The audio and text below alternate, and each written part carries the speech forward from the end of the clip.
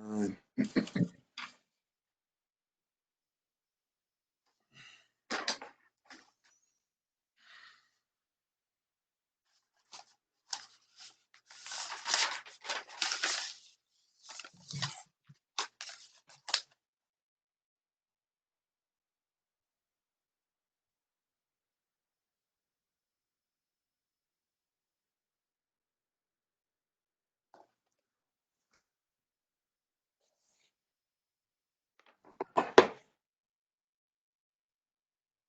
So I'm going to do this a little bit different tonight, just slightly, on the start of the work session.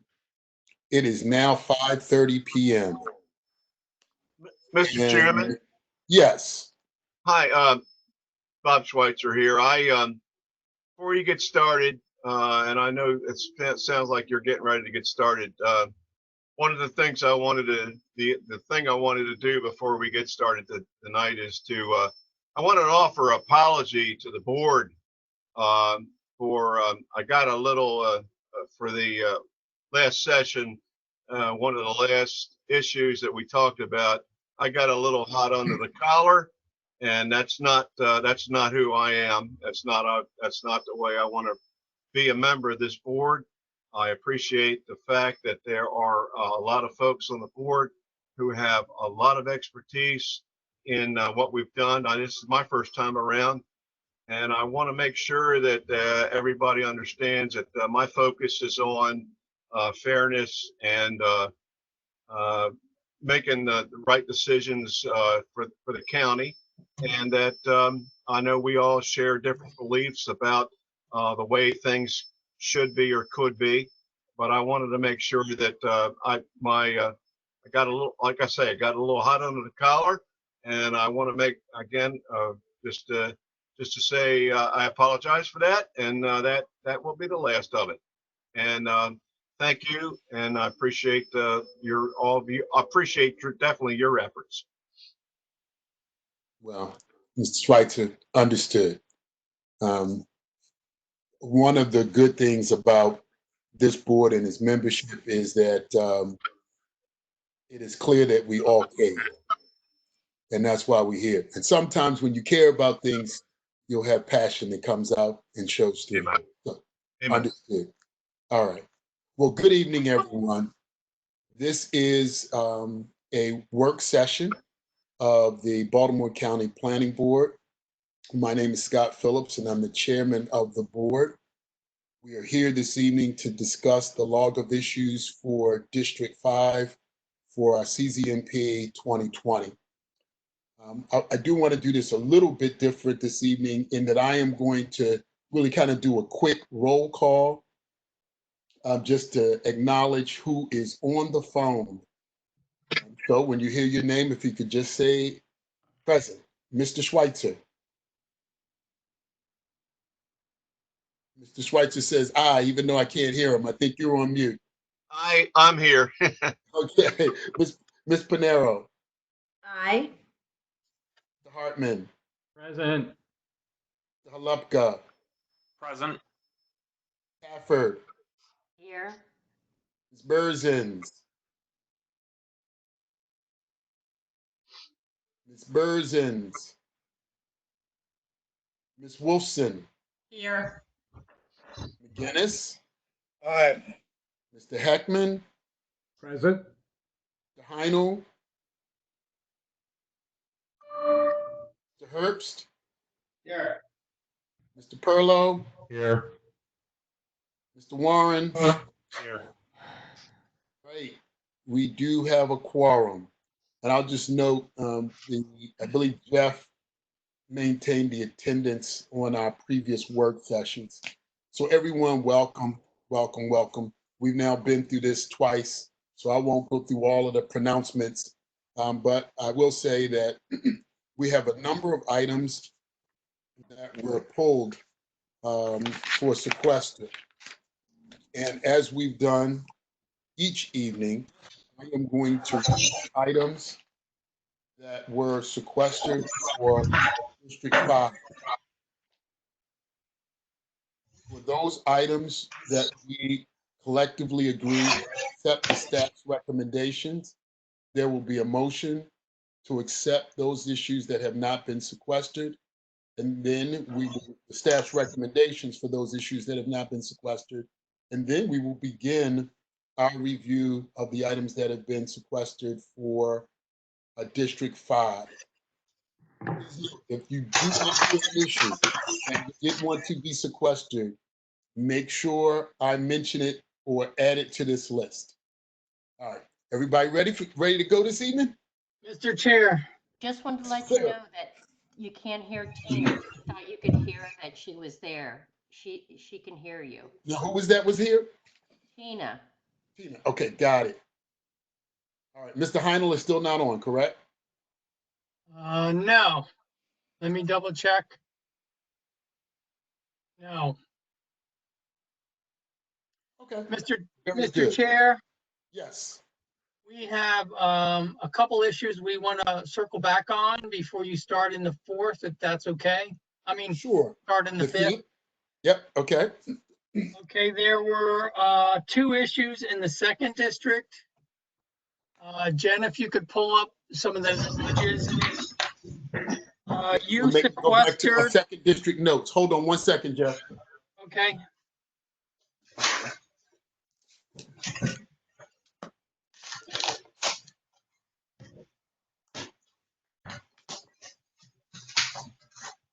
All right. It's not this stack. Hold on. I got stacks of paper around here. Let me get my, hold on a second, Jeff.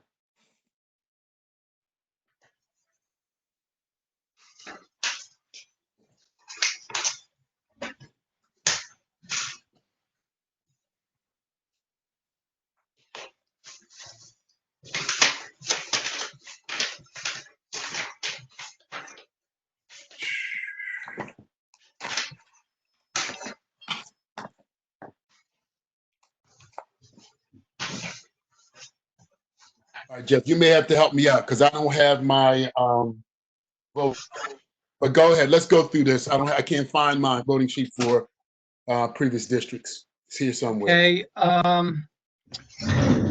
in the 2nd district, there was an issue 2-031, Okay. that you sequestered, the board, I can't, hold on, I'll tell you who.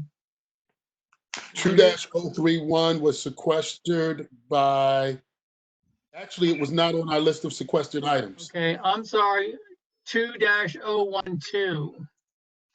2-012 was sequestered by Mr. Perlow. Correct.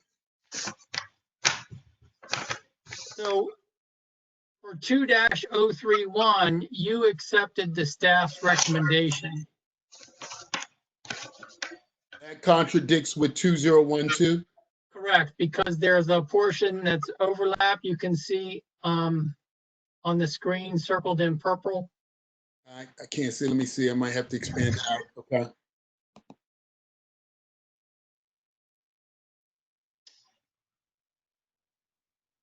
All right. So tell us what the conflict is, Jeff. 2-031, you accepted staff's recommendation. Now I should have had my notes out. And so that was not sequestered or discussed. 2-012, you sequestered, there was some discussion, and you accepted staff's recommendation, but both of those recommendations conflict with each other in the area highlighted in purple. So since you sequestered 2-012, we would ask that you make a motion to modify your recommendation on 2-012 So that, look at that. to incorporate the recommendation where it overlaps. Jeff. So we accept the staff's recommendation on 2-012. Yes. And in 2-031, took the staff's recommendation. Was there a conflict in the recommendations? Yes. Two 2-012 was DR. Hold on one second, I can't. 3.5, TR3, hold on. DR 3.5 and DR 2. And DR2. So, all right. So 3-1 has a recommendation of DR2, DR2. right.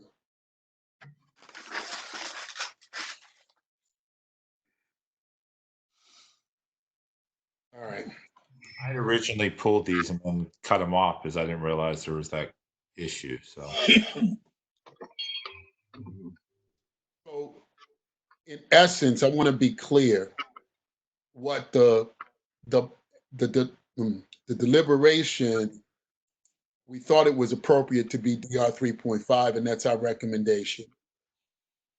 Is there any reason we would, and the body can tell me if they need to debate this, is there any reason we would change that recommendation? If not, it seems to me that the recommendation for both issues ought to be DR 3.5. I concur with that. I mean, we're talking about upzoning 28 acres of DR2 here. If we change 2-031 to DR 3.5. That's a pretty big impact. Yeah. Hold on a second. But we already agreed to that in 012. Right. The 28 acres, I don't think. Hold on a second.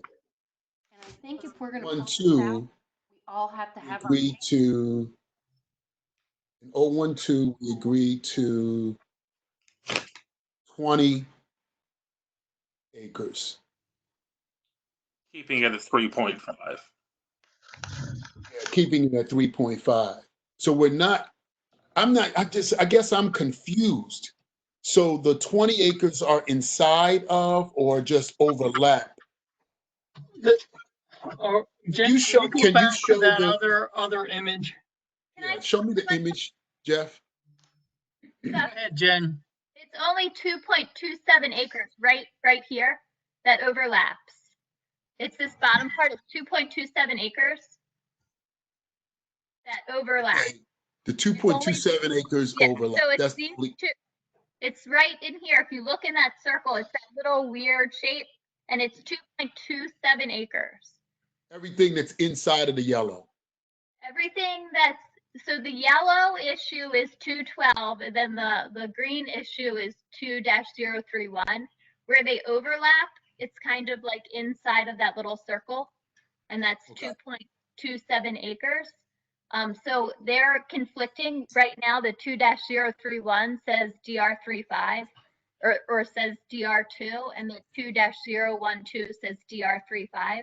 So it's just that 2 acres that's conflicting that we have to get to the same type of zone, either DR35 or DR2. Can we just make a motion to accept everything but that 2.5 acres? Staff's recommendation except for the 2.5 acres? On Yes, we can. 2-012. Yes. All right, I'll make that motion. To accept. Hold on a staff- second. Wait. I want to be clear. Are you suggesting, Jeff, that we take the DR 3.5 away from?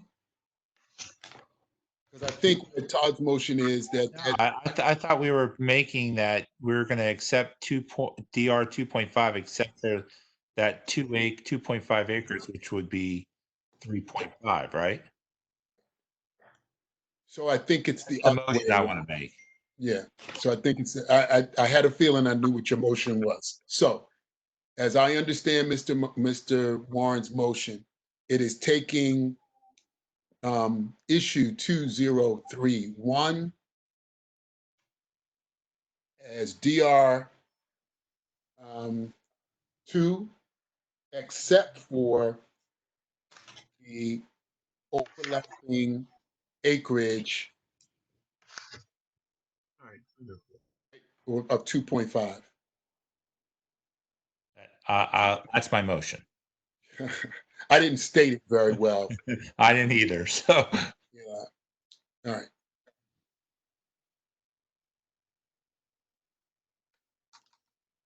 State this clearly.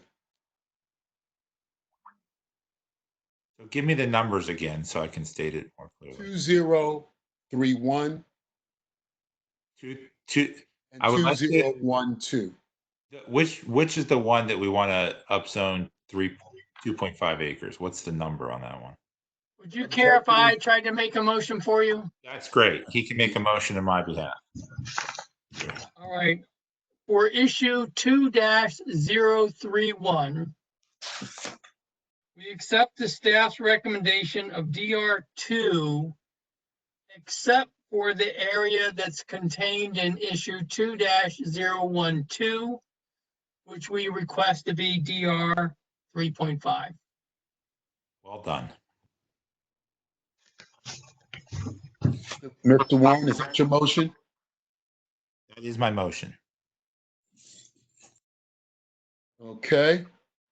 Is there a second? Second. Wilson seconds. All in favor say aye. Aye.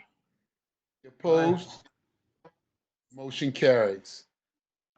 That is the correction for 2031.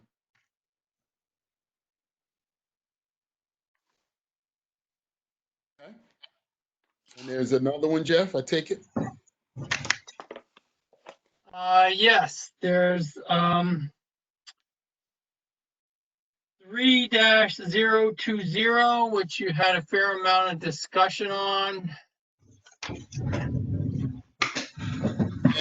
-020, which was sequestered by Mr. Warren and Mr. Perlow.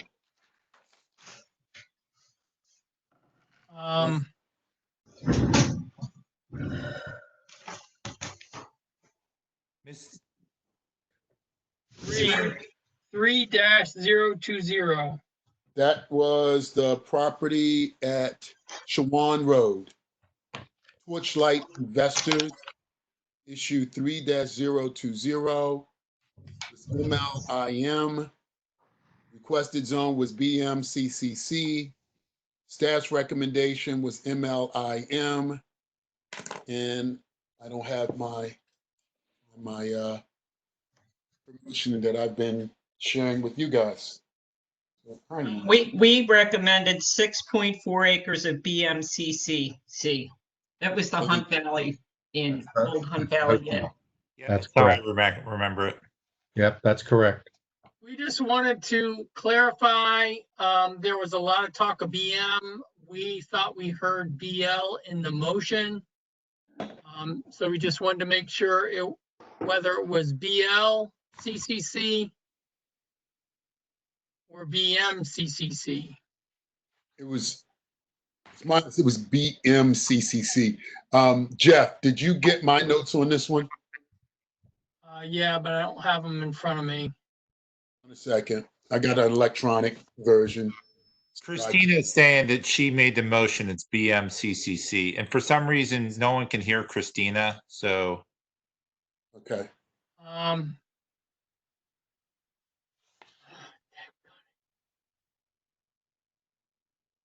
not that I'm the tech person, Christina, but if you go out and go back in, I had a problem on the page. You have to pull down from where it shows a phone to computer. That's the only way I could be heard. I had to fix that earlier. Yeah, I can't get Tina in. I think you're right, Mr. Warren. If she logs out and logs back in, it might be. She tried it a couple times already. Yeah. But when she goes into the page, there's I had to do this. If you go, when you go into the page, it's showing that it's a dial-in. She needs to pull that down. There's like a down arrow and do computer audio, and then it'll work. We approve BMCCC. What was that number? dash 020. It was very clear, BMCCC. For the portion requested in the diagram, 2 towers, and staff will use the whatever. I see my notes. No, that's 21. We'll get to that one. That's Which next. one were we talking about? The hotel right at the interchange, 3-020. This is the map that Tina sent. The green is what we agreed to, about 6 acres, BMCCC. Okay. Thought it was BM, but we just wanted to verify that. Understand, but it was BM. Okay. She- Uh, she had Then that was my fault. I had BLCCC. And I thought it was BM. Now I'm looking at my notes that I took extemporaneously. I had BLCCC. Okay. So let's be clear. So my notes, like I said, I've been taking these pretty extemporaneously. Retain MLIM except for 6.4 acres adjacent to issue 3021, which would be BLCCC. Scott, I think I see her notes saying BMCCC. I remember it as BMCCC too. That's what we remembered it, but then we saw Mr. Phillips' notes and we just wanted to make sure. Okay, BMCCC it is. My Do you error. need another vote? I mean, we can. Nope. I'm hearing it, and they can hear it. There's a record of it, so you can go back to that. Yes.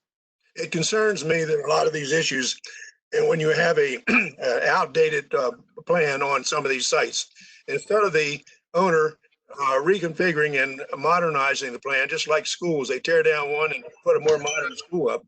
They're taking the easy way out and putting more of the burden on the taxpayers. But some will seem like they want to upzone about everything requested comes in. But the problem is the council person who is in charge of that area is the only one that gets a vote. And they have to be concerned with all the citizens' votes and people who live around them. And when you're transferring a tax-paying entity, such as a shopping center, over to a residential area, which takes money, normally the people do not like that. And I think like too many people are only concerned with the upzoning to help the existing property owner. That's it. Understood.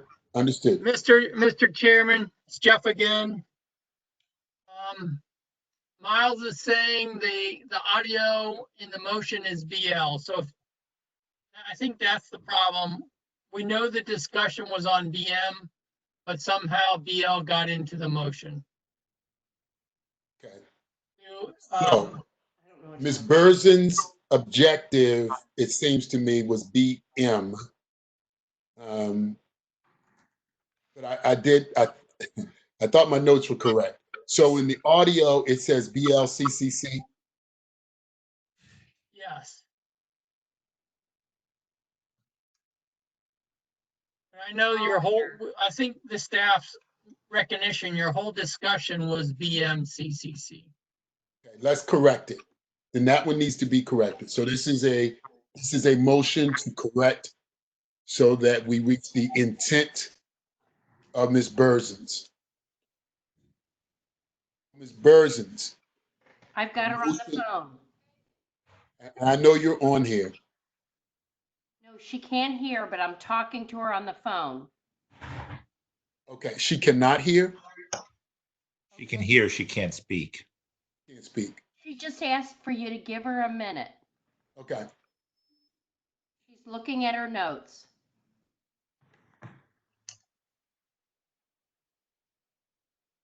She's having a hard time getting back onto our site. She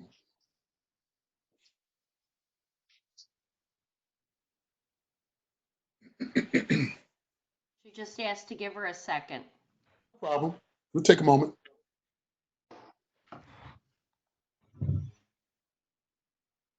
Jeff, is there another issue that's gonna come up? We can come back to this. Sure. The next one, 3-021, which is right next door. Based on your discussion, this is the map we configured where roughly 10 acres is BMCC. And we cut out the office building from the ML.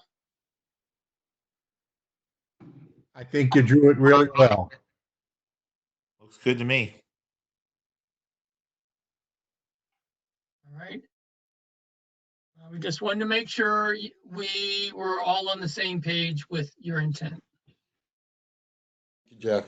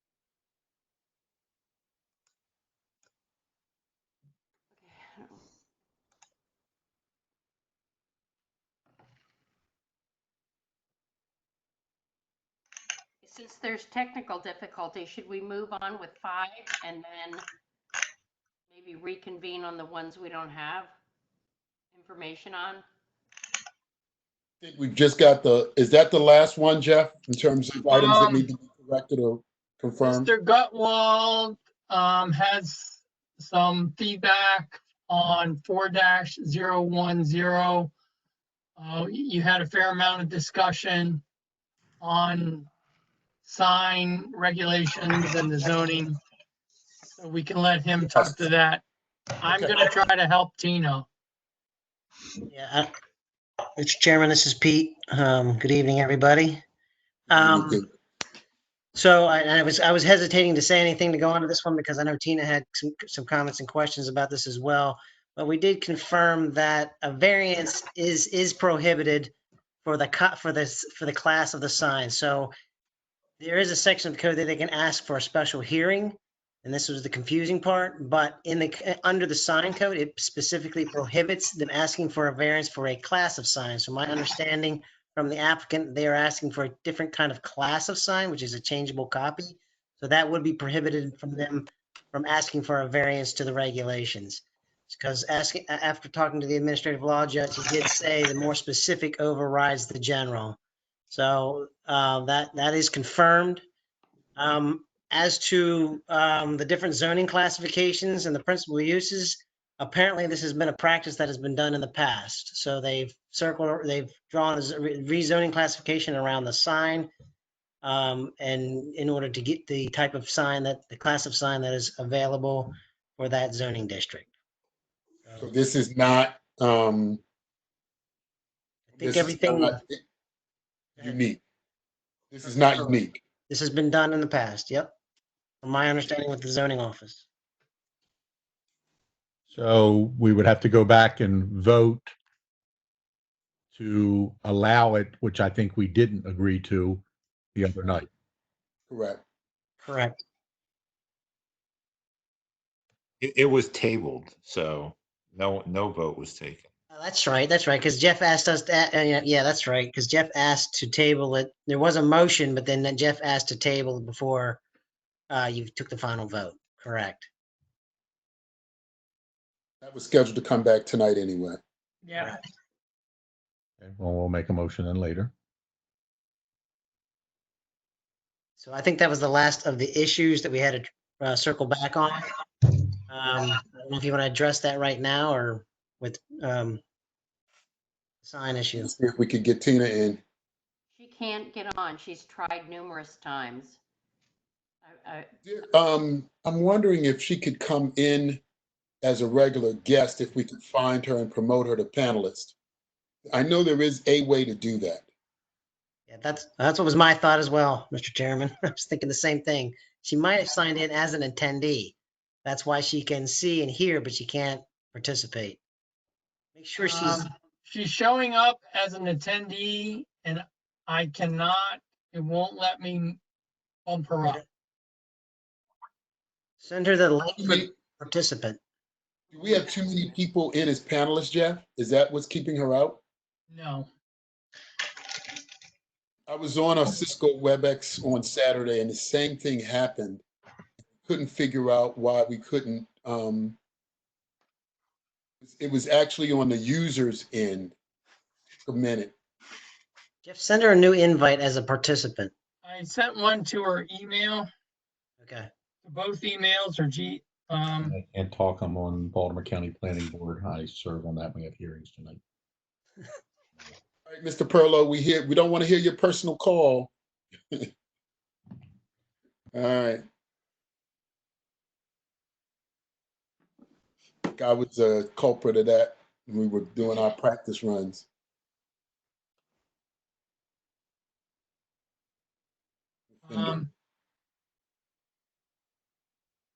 Scott, on a signage issue, when you have a regulation on the types of sign that are be used in a certain area, why would you want to allow somebody to flout that regulation and just put up their own type of sign without everybody else doing the same thing? Well, I think we'll finish the debate tonight on that, Mr. McGinnis. We'll finish the debate on that. I think your point is a fair point and you can make it.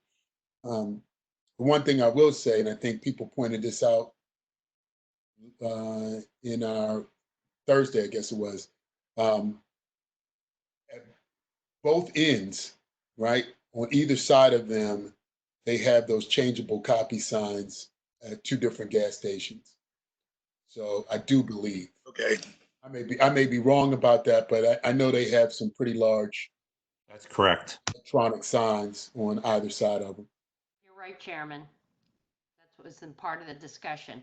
But it's very difficult when we're moving back to places where we don't have the paperwork in front of us. And I do have we did not take a vote on that, so I do have the notes on that one.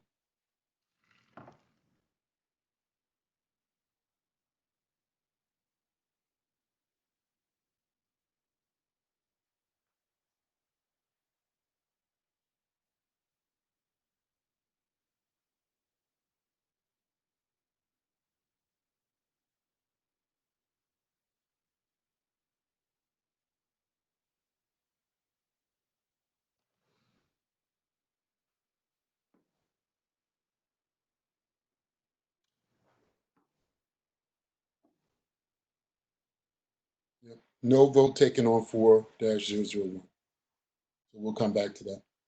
We're still waiting for Ms. Berzins to get in. Since she's having such a problem, can we move on to 5 until we get her back on? Yeah, let's go ahead and do that. We'll get back to Mr. Chairman. Yes. Mr. Chairman. Well, I mean, if you don't need Tina's vote for something, then not, but if not, then maybe Nancy can pass a vote through that we all can trust is Tina's vote on something if she can hear. But if you don't need the vote, then you'll ignore it. But if not, then It comes up in the memo section, and it has her name, so we can trust that it's her if we use it. Right. that's fine. Agreed. She can hear, she can chat, but she just can't see or she can't comment. Oh, she is in the chat? Yeah, she's in the chat. She's popping up. Nancy, could you read her chats when they come up? That way it's Well, I don't know if you want me to read them all right now. not those. Not those. But I mean, if she has something to say about an I issue. will be happy to speak on her behalf. Okay. Do this. I don't know if you can put her on speaker, Nancy, but if you can, so we can hear her vote directly from her and we can record it. I can do that. I can call her.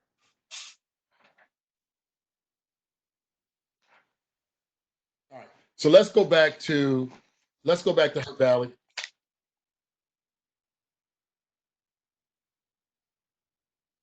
And Tina want to keep or change BLCCC to BMCCC? What are we talking about? I Which want to one? go back to, was that 3020? 3020.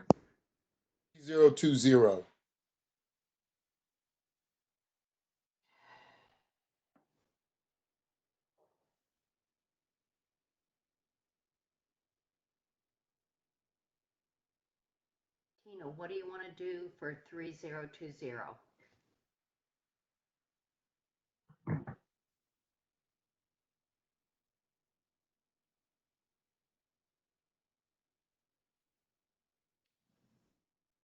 I was on the phone with Tina.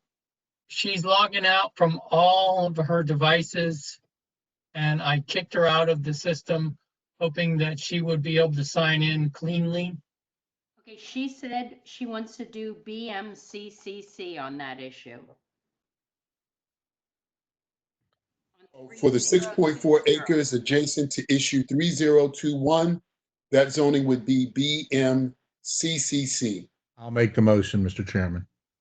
Mr. Perlow has made the motion. It's a motion to correct. The green area as shown on the attached plat. Correct.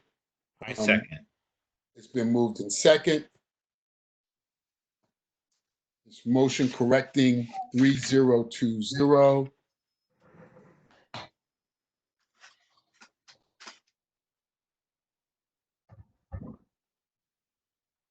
Right. Hello? Yes. Does anybody hear me? Yes. Tina, you're on. And all right. Finally. Okay, it was my, I guess, I don't know, however I was classified, you had my Corsica email didn't work as a panelist. Anyway, it doesn't matter. I'm here. Well, welcome, Ms. Burzin. So happy to have you. So Mr. Warren has made the motion on 3021, understanding that the portion of the parcel that we had originally, the motion went through as BLCCC. You want that portion of the parcel to be BMCCC. Mr. Warren made that motion. Mr. Perlow seconded that motion. Any question? So the motion, this is Tina. So what I'm looking at, I thought what we voted on was that green area was to be BMCCC. Is that? Is the motion. Thank you. And that's on 3020. 3020. Okay. All right, this is a correction. On today's date, 4/28/2020. All right. So we are retaining MLIM except for the 6.4 acres adjacent to issue 3021, which will be zoned BM. Our recommendation will be BMCCC. That motion was made by Mr. Warren, seconded by Mr. Perlow. Any unreadiness? Not hearing any unreadiness? Yes, Unreadiness. Yes. Mr. Chair. I had the same unreadiness that I had the other night, which is, this is an amendment to the original zoning change, and staff has not had an opportunity to comment or review this change. Understood. Any other unreadiness? Shouldn't this just be a correction and not a discussion? No, I think it's appropriate we can still have the discussion, but we're going to move forward. If there's no other unreadiness, then we can move for the vote. And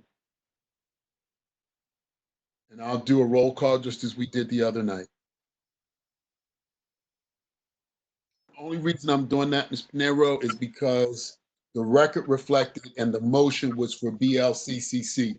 So this is a corrective action, which should go to a vote. Okay.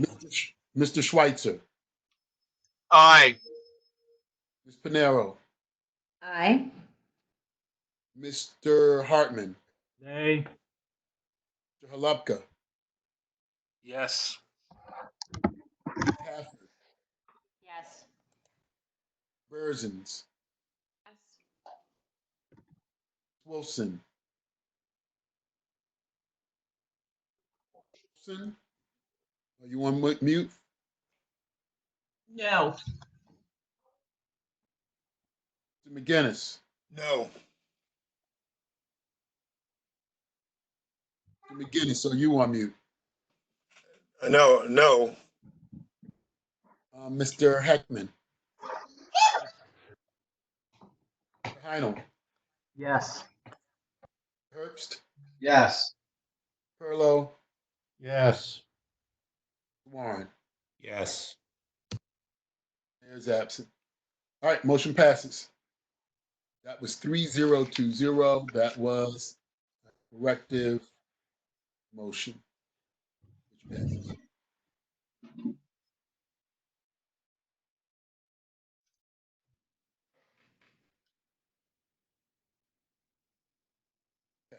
All right, now let's go to 4001, which we did not cast a vote for at our last work session. This is on Rolling Road.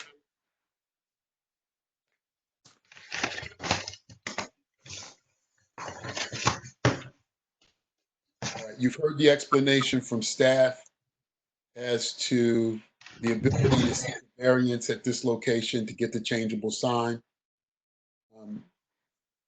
Is there a motion for 4001?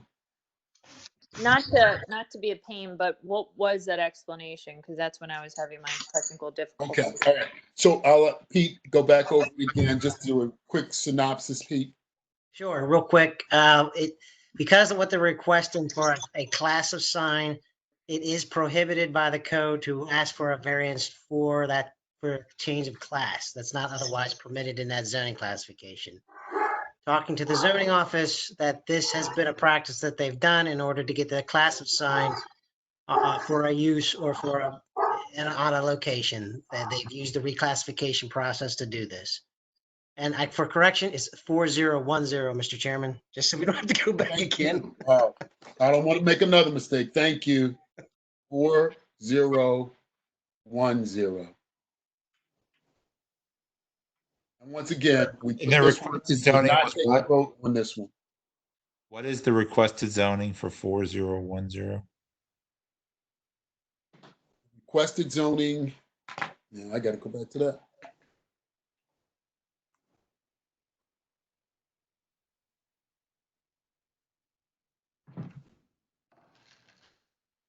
BL, is that what it was? It's from MLIM to BMIM. MIN. I make the motion to change the zoning to BI or BMIM. BMIM. You've heard the motion. Recommendations for BMIM coming from Mr. Warren. Is there a second? Second. Mr. Perlow. All right. Any unreadiness? Unreadiness here. Isn't there a legislative way to permit that particular class of sign in MLIM zones?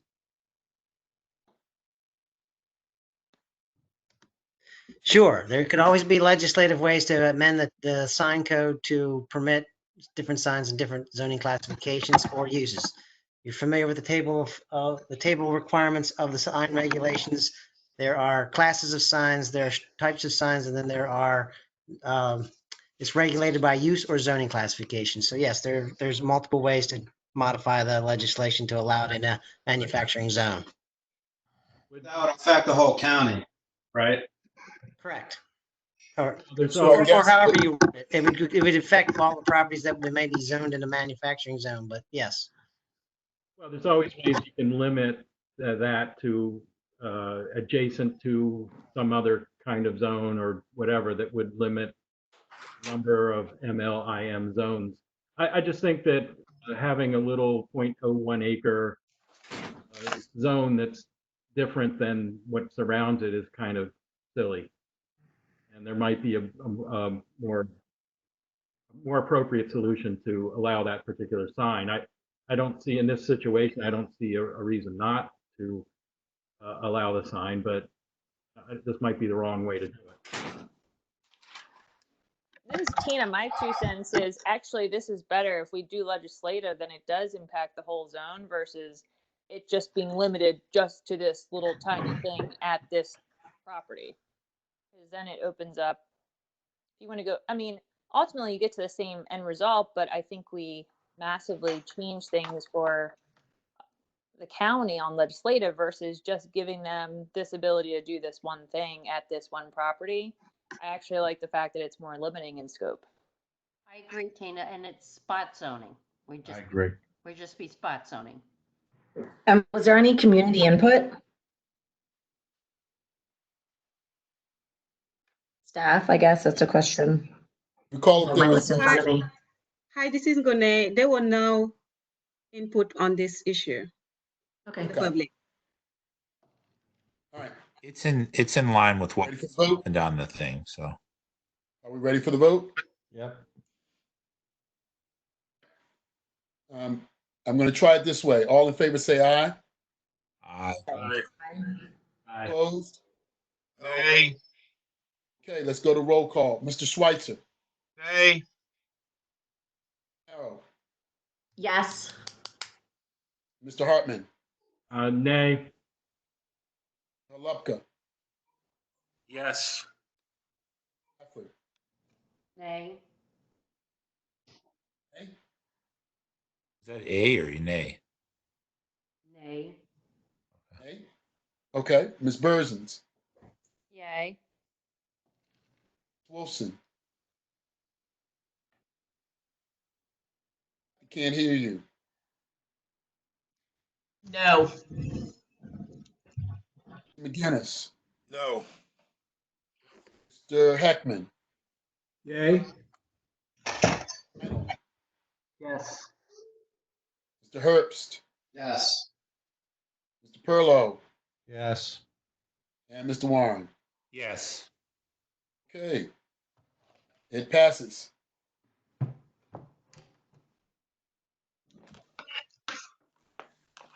(4-010).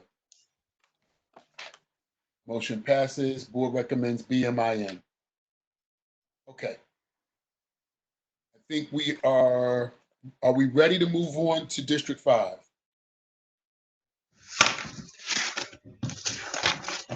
Yes, sir.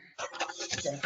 All right. So the sequestered items we have this evening for District 5 as follows.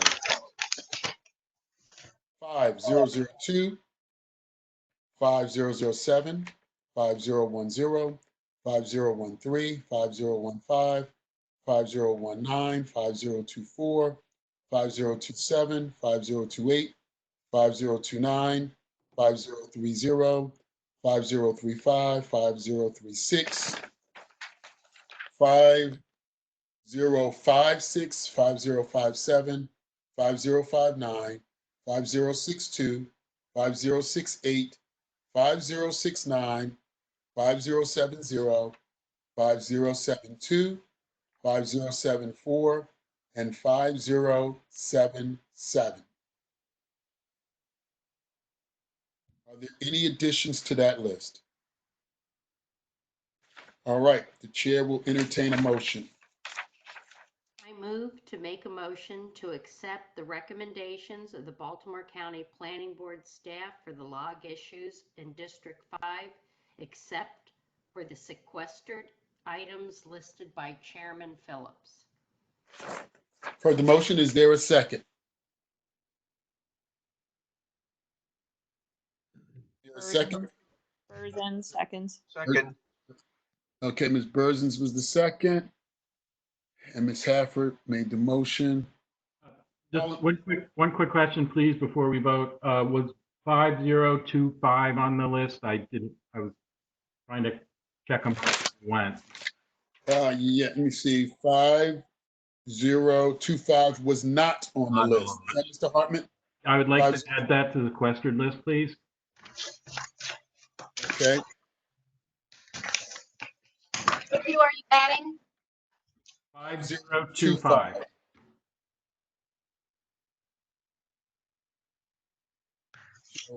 we're adding 5025 to the list. Right. You've heard the motion from Ms. Hafford, second. It's Yes. Amy Mante.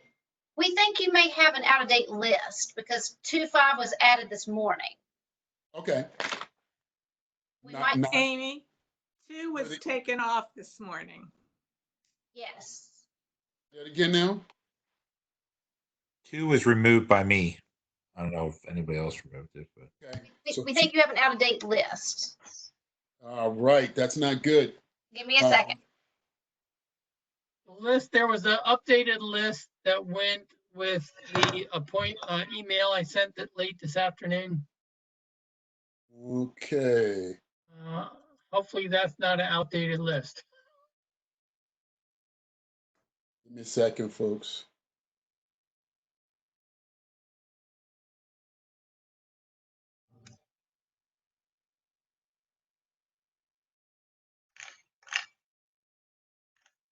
Do we need to read the whole thing again? Well, let's hold on a second. I want to get it right.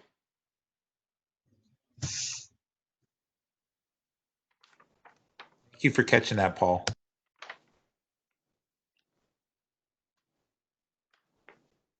Trying to keep up.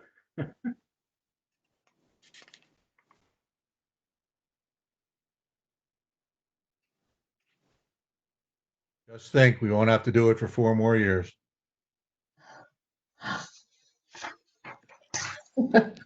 I keep telling myself that.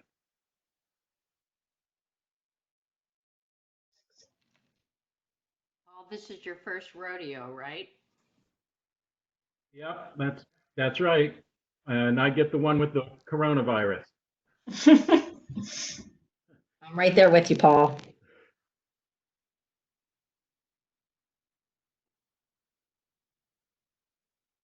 This would go this way. Hold on a second, guys. I think I got too many. And so it's not cooperating.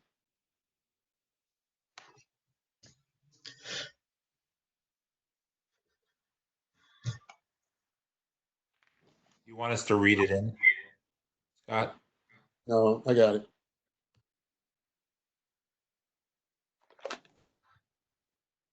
Got it.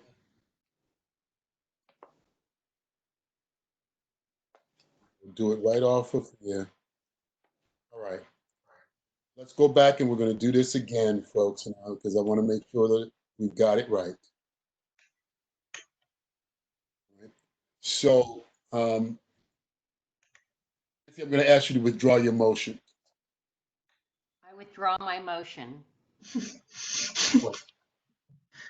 We're going to begin the work session for District 5. The staff has provided the following items that have been sequestered by members.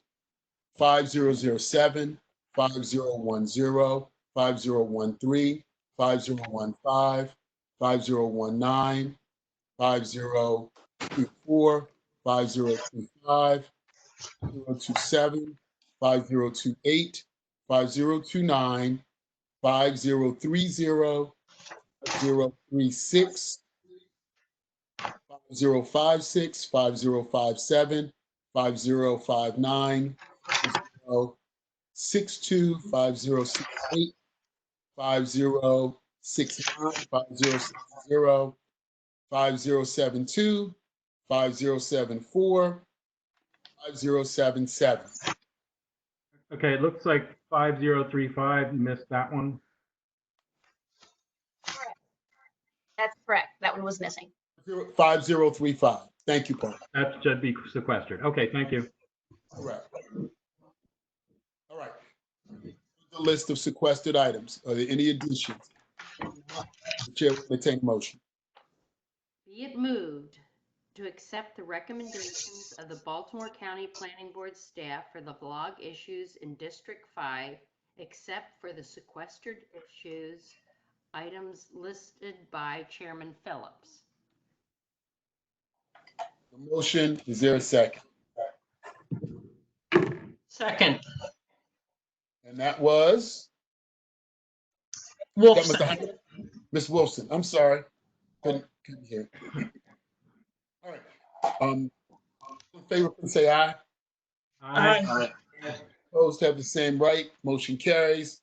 Let's move on to District 5. All right. And I gotta get myself, gotta print this because can't see it on the screen. 5007 is set aside by or sequestered by Mr. Herbst. 5007 is up. I'm sorry. 11708 Stocksdale Road. Petitioner Mark Whalen Salvo. Requested zoning, existing zoning RC2, requested zoning RC5, staff's recommendations RC2. Mr. Herbst.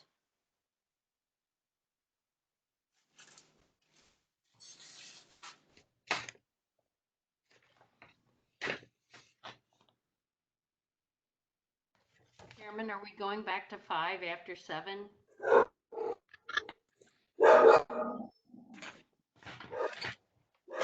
Oh my God. Give me a second. I gotta print this stuff out because this is I can't see. We'll go back to 5 after 7. Let's go with 7 and I'll come back. Thank you. Wow.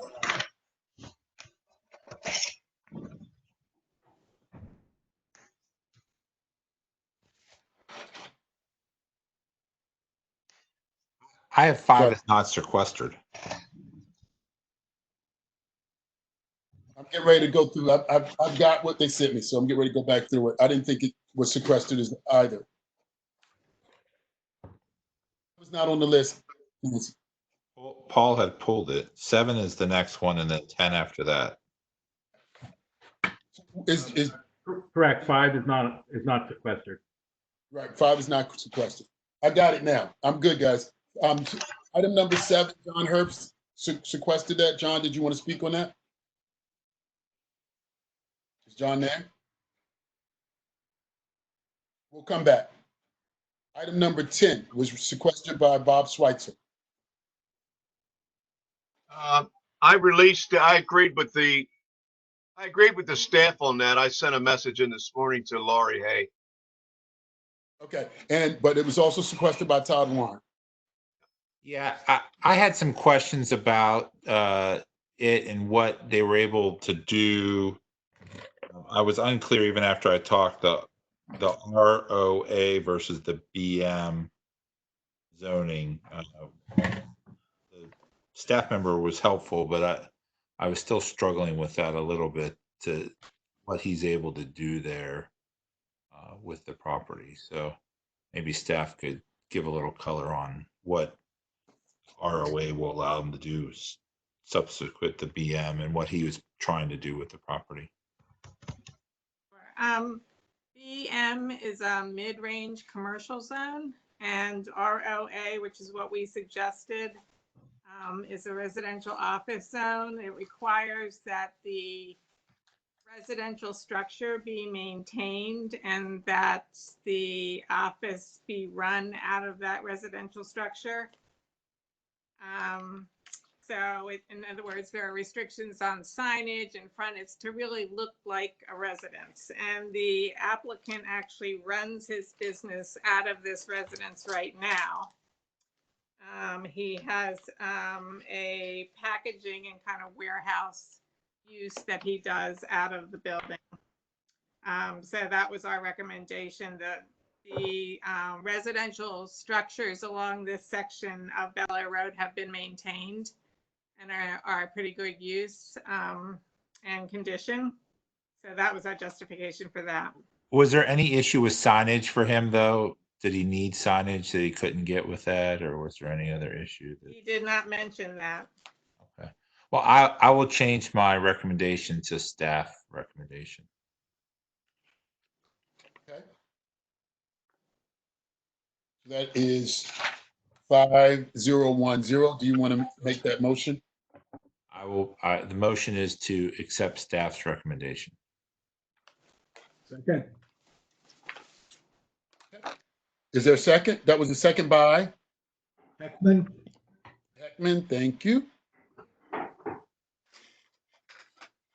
readiness? No on readiness? All in favor, please say aye.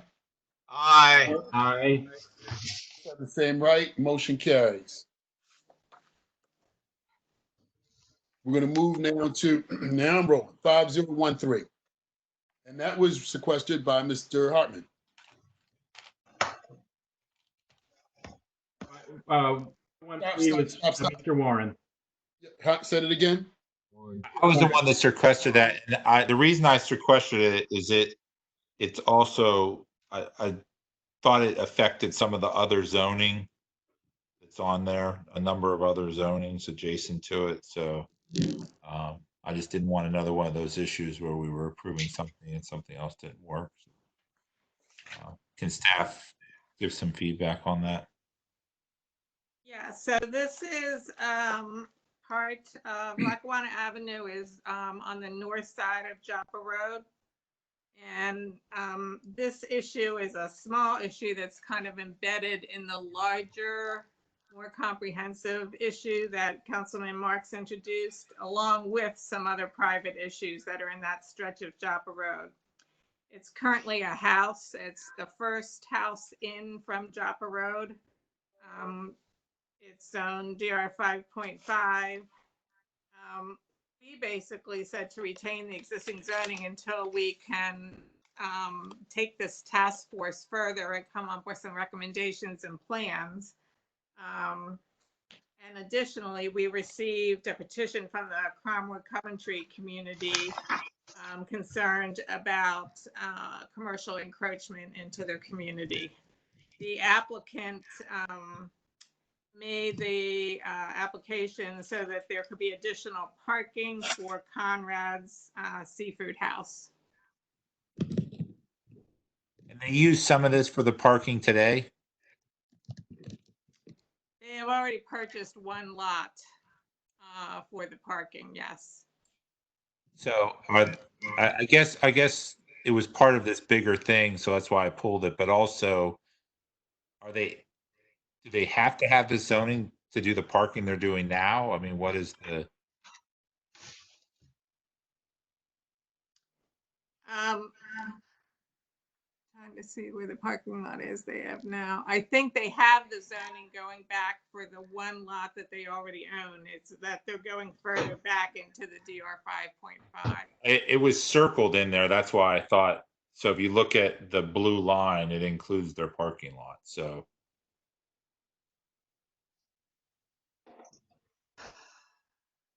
Who owns that parking lot today? The Conrad's Seafood House. That parking extends into the DR 5.5 zone.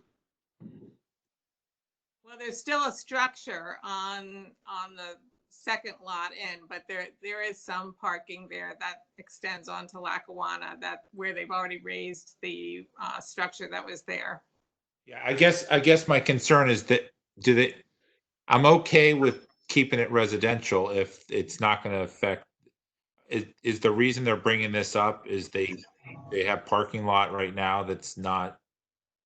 I mean, they're obviously using as parking. The picture's showing that, but can they legally park on there? Is it a non-conforming use? Thank you.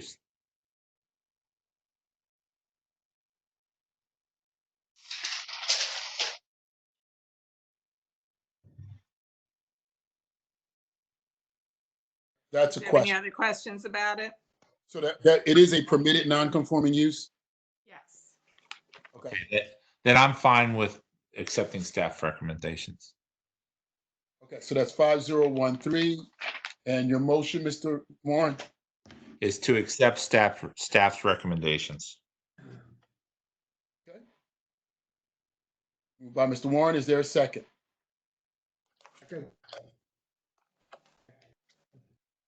Thank you, I'm sorry. I'm sorry. All righty. All in favor, please say aye. Aye. Opposed have the same right. Motion carries. Mr. Chairman, did I miss 5007? I had to step out for a second. You did, but I did not take it. We did not take a vote on 5007, so we can go back to 5007. I apologize. No problem. We waited on you. So 5007 is 11708 Stocksdale Road. Petition is Mark Whalen Salvo. The current zone is RC2. Requested zone is RC5. Staff's recommendation is RC2. What say you, Mr. Herbst? All right, so I had asked to sequester this, and this is a little bit of a kind of a different type of a situation, but just bear with me for a second. So the way the RC2 zoning works, as I'm sure some of us know, but some of us probably don't know, is that you get one subdivision right, and that is forever. So if somebody subdivides a property one time, then that's it, and it can never be done again. And this went into effect in 1979 when the RC2 zone was created. So the petitioner in this case is asking to allow for one additional subdivision, because before he had bought the property in 1995, I believe it was, the prior owner had conveyed some of the land to a neighbor, and that essentially got rid of the one subdivision right, but nobody's ever developed on it, so it hasn't ever increased the density. And what they are asking, as far as I understand, is to be able to add one additional residence for a family member to live on. Now, if they went up to an RC5, they would get more than just the one unit, so they would be willing to agree to a covenant with neighboring property owners, from what I understand. But if we were to upzone it to RC5 with a covenant, they could basically get that one subdivision back that they never really used in the first place. If that makes sense. I know it's a little bit. That's the genesis of this issue. John, would they consider RC8 where they could get 2 units for 10 to 20 acres? That's a good question. I don't know the answer to that. I know that the goal here is to allow a family member to build a house on the property for one subdivision. They can't subdivide it because of that 1995 conveyance. They've used that right up. So I don't know if RC8 would work. It's only 14 acres. I don't think it works. Well, it's for 10 to 20 acres. You get 2 units on RC8. Staff. What's the minimum lot size? I'm sorry, the lot size for 10 to 20 acres, you get 2 units. It's called environmental enhancement agriculture, low density residential. Staff should be able to address that. They knew how many lots they had on that when they bought the property. Are we going to give everybody just one more? That's a fair point. I mean, I hear you there. I think the only difference here is the other lot was just sold to enlarge the other person. The other person has not built a house on the 3 acres. I think they didn't understand it. They didn't buy this after the fact. You can see it's a fairly large lot, 14 and a half, almost 15 acres. I think with a covenant, you limit the land forever. They can't build a second or a third lot at that point. I look at it as a mistake, and I don't think it's that big a deal based on the lots that are along the east side of the property are probably 2-acre lots, maybe 3-acre. And here you've got a huge lot that you could front it down on Stocksdale or, something down there. I don't see if it's that big a deal. Doesn't matter if you have 50 acres, you still only allow one. Hold on a second, though. There was a question that Ms. Wolfson asked of staff, and I want to see if we can get an answer with regard to RC8 and whether that would be applicable if the objective is to build a second property to subdivide the property. Would RC8 do it? Well, I don't necessarily think it meets the intent of the RC8 zone, which is a watershed zone. Everything around it is RC2.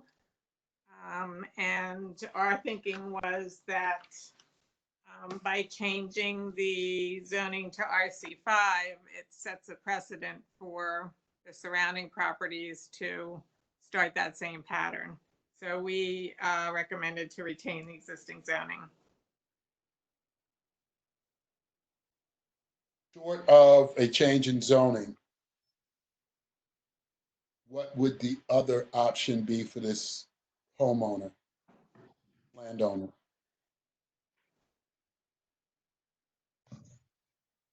Buy additional property.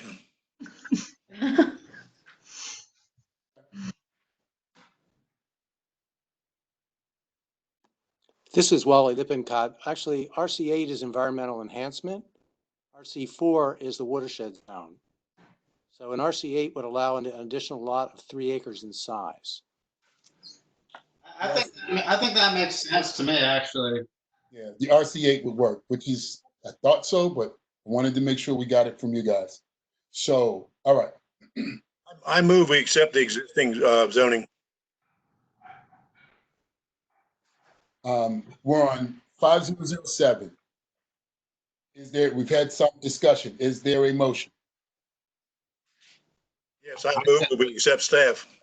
I thought Kathy had already made kind of a thing, an option. I think we at least owe it. That was not a motion. That was just discussion. So we've got a motion on the floor. Is there a second? I second it. All right, that's Mr. Schweitzer. So Mr. McGinnis and Mr. Schweitzer to accept staff's recommendations. Any unreadiness? Okay, we'll take it to a vote. Schweitzer. Aye. Pinero. No. Mr. Hartman. Aye. Mr. Halupka. No. Stafford. No. Berzins. No. Wolfson. Aye. McGinnis. Aye. Heckman. No. Heinel. No. Herbst. No. Furlow. No. Warren. No. Motion fails. Is there an alternate motion? So I'll move that we recommend to rezone the entire property to RC8. I second that. Okay. Mr. Herbst and Mr. Warren heard the motion. Any further unreadiness? Not, we'll take this to a vote.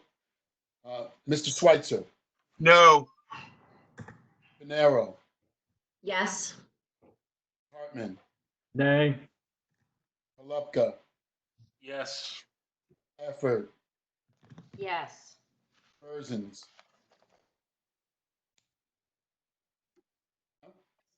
Christina. Yeah, I said yes. Ms. Wilson. No. Guinness. No. Mr. Heckman. Yes. Heckman. Yes. Mr. Heinel. Yes. Mr. Herbst. Yes. Furlow. Yes. Warren. Yes. Motion carries. Okay, we're going to move to 5015. And this was sequestered by Mr. Hartman. It is currently BL 2.67, DR 1 NC, and DR 3.5. The request is to take the whole lot and turn it to BL. Staff's recommendation is BLR.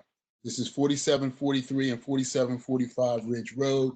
Petitioner, Michelle Ann Altieri. I'm right now okay with the staff recommendations. So can I make a motion now? You sure may. Well, Go ahead. I just wondered what the difference was before you made that motion. But that's I think that's for staff to answer. The difference between BL and BLR? yes. Yes. The BLR is business local restricted, and it has more intensive or higher design guidelines that go along with it.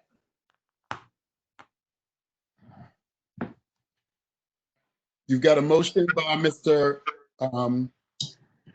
Hartman. Is there a second? I second it. Okay. There's a motion to accept staff's recommendation. All in favor, please say aye. Aye. Aye. Opposed? Not hearing any. 5015, accept staff recommendation. That motion passes. 5019. That was sequestered by Ms. Burzins, Mr. Perlow, and Mr. Warren. 5019, as we're bringing that up, is for 8626 to 8634 Bel Air Road. It is currently zoned BL, BLAS, and DR 5.5. The request is for the entire 2.84 acre lot to be zoned BLAS, and the staff recommends that it remains the same. Okay, we'll start with Ms. Burzins, 5019. So I sequestered this one for a couple of reasons. Currently, it's one of those silver mining restaurants, similar to the one that's in Cockeysville. And the owner did reach out, and my understanding of it is that, the restaurants are, not performing well. And candidly, with this COVID, question mark if some of these restaurants are even going to come back. But nonetheless, the reason for this rezoning was based on there is a Jiffy Lube. It's on about 2.84 acres. There's a Jiffy Lube that's already there, an old one. And so they would be demolishing the silver mining company and the Jiffy Lube. And in its place would erect a new Jiffy Lube and a gas station. And so this whole corridor on Bel Air Road is nothing but commercial. It's not abutting. Well, there's some residential in the back, but it's already existing commercial. And I just view that, at least, especially it's not an Outback or anything like that. The silver mining, they're not doing well, and they have a Jiffy Lube there already. They're gonna put a new one up. It's gonna be brand new product, which is better than candidly what I think of is a lot of old retail product on Bel Air. There's a ton of retail on Bel Air, but it's very old, and so I like the idea of it being brand new product, and so that's why I'm up for the AS overlay of what the owner requested. All right. And Mr. Perlow? You all know how I feel about our major commercial carters. I understand it's a gas station, but a brand new gas station that are as nice as anything you could drive into. Don't know whether they plan to have a car wash in this one or not, but there is a need for it. It is a commercial carter. If we continue to not allow redevelopment of the commercial carters, as I've said, we're in trouble. I understand that there's some residential, but all of the two and the third company that's coming into Maryland do buffer these with walls and fences and landscaping. And, you can make sure that in the approval process that they do the landscaping. And again, I think that they're major assets to the community. And Mr. Warren. Again, as Howard said, I'll be a broken record, but I think it's a great idea to improve anywhere we can improve old retail and add new vibrant retail, having service stations that are modern, safer, more well lit with more amenities. It's how we shop today. I'm a big fan of it, so I'll leave it there. All right, staff. So I think when we talked the other night, I mentioned that we got many requests for BLAS or BMAS along the Bel Air Road corridor. So I had to kind of look at them relatively and see where I thought they fit and where they didn't. And this one concerned me because of the residential that abuts it. It's in the commercial revitalization district where we're looking for a mix of uses, not just gas stations and car washes and drive-throughs. And there's a BLAS directly north of it also. So our recommendation was to retain the existing zoning. Laurie, Yes. what I'm looking at, I don't see any community input. Is that correct, or did I miss something? This is Paul here.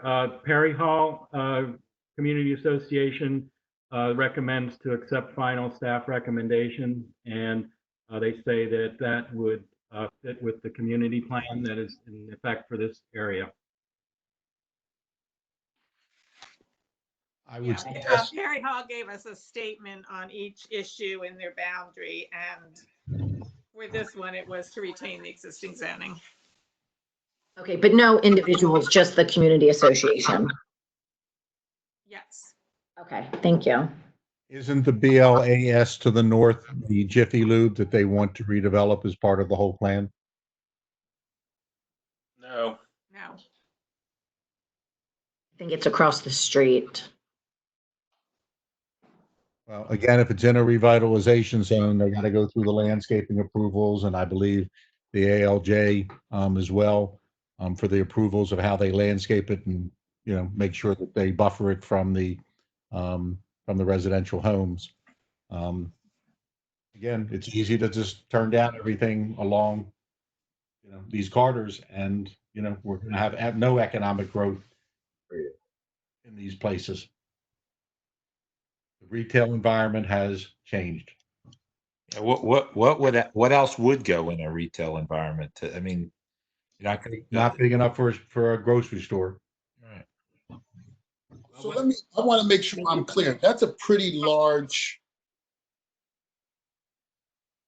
What does the Jiffy Lube sit on today?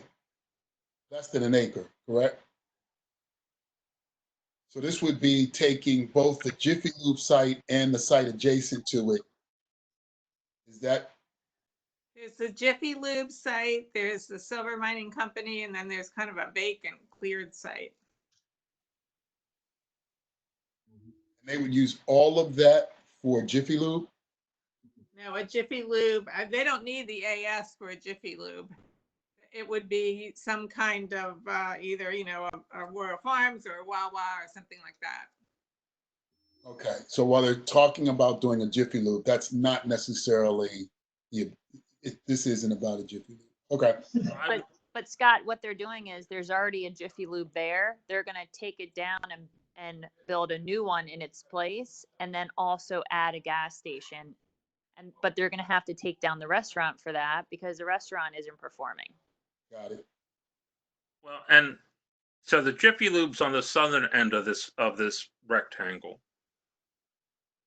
The northern part, which is a parking lot, is across the street.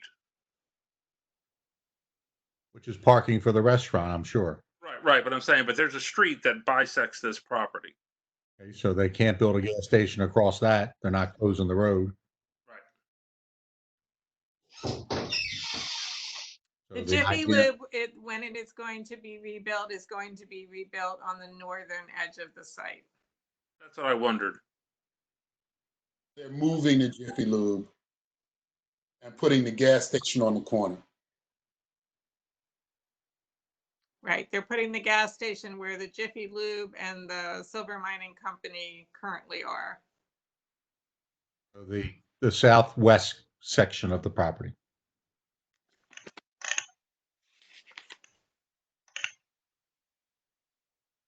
If you note, I'm going to say it's 4134. There's a lot between, well, it looks like there might be a little house there along the red line. I can't see that. Not blown up and up, but there is a vacant lot right behind it. What are they doing with the parking lot? That's where the Jiffy Lube is going to be rebuilt.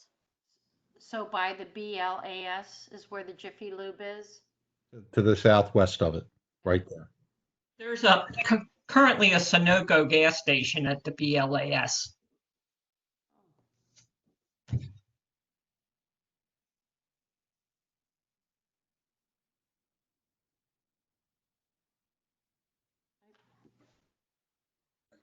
I make a motion, Mr. Chairman, that we rezone it to BLAS. I'll second. Ms. Pinero, Yes. heard the motion. Any further on readiness? Yeah, well, it looks like they can rebuild the Jiffy Lube without changing the zoning. We put it up on that parking lot on the north end. And I just don't, I'm the broken record here, that I don't see the need for additional gas stations. Certainly, there could be uses in BL that the rest of the site could be redeveloped, and the restaurant that, I guess, is that closed or will be closed soon, and then the existing Jiffy Lube site, all of that could be redeveloped to some other use that's not auto service. So I think that the staff recommendation is the way to go. All right. Any further on readiness? We will take this to a vote. Mr. Schweitzer Agree with staff recommendation. is a nay. Ms. Pinero, Aye. Mr. Hartman, Nay. Halupka, Yes. Pafford, Yes. Berzins,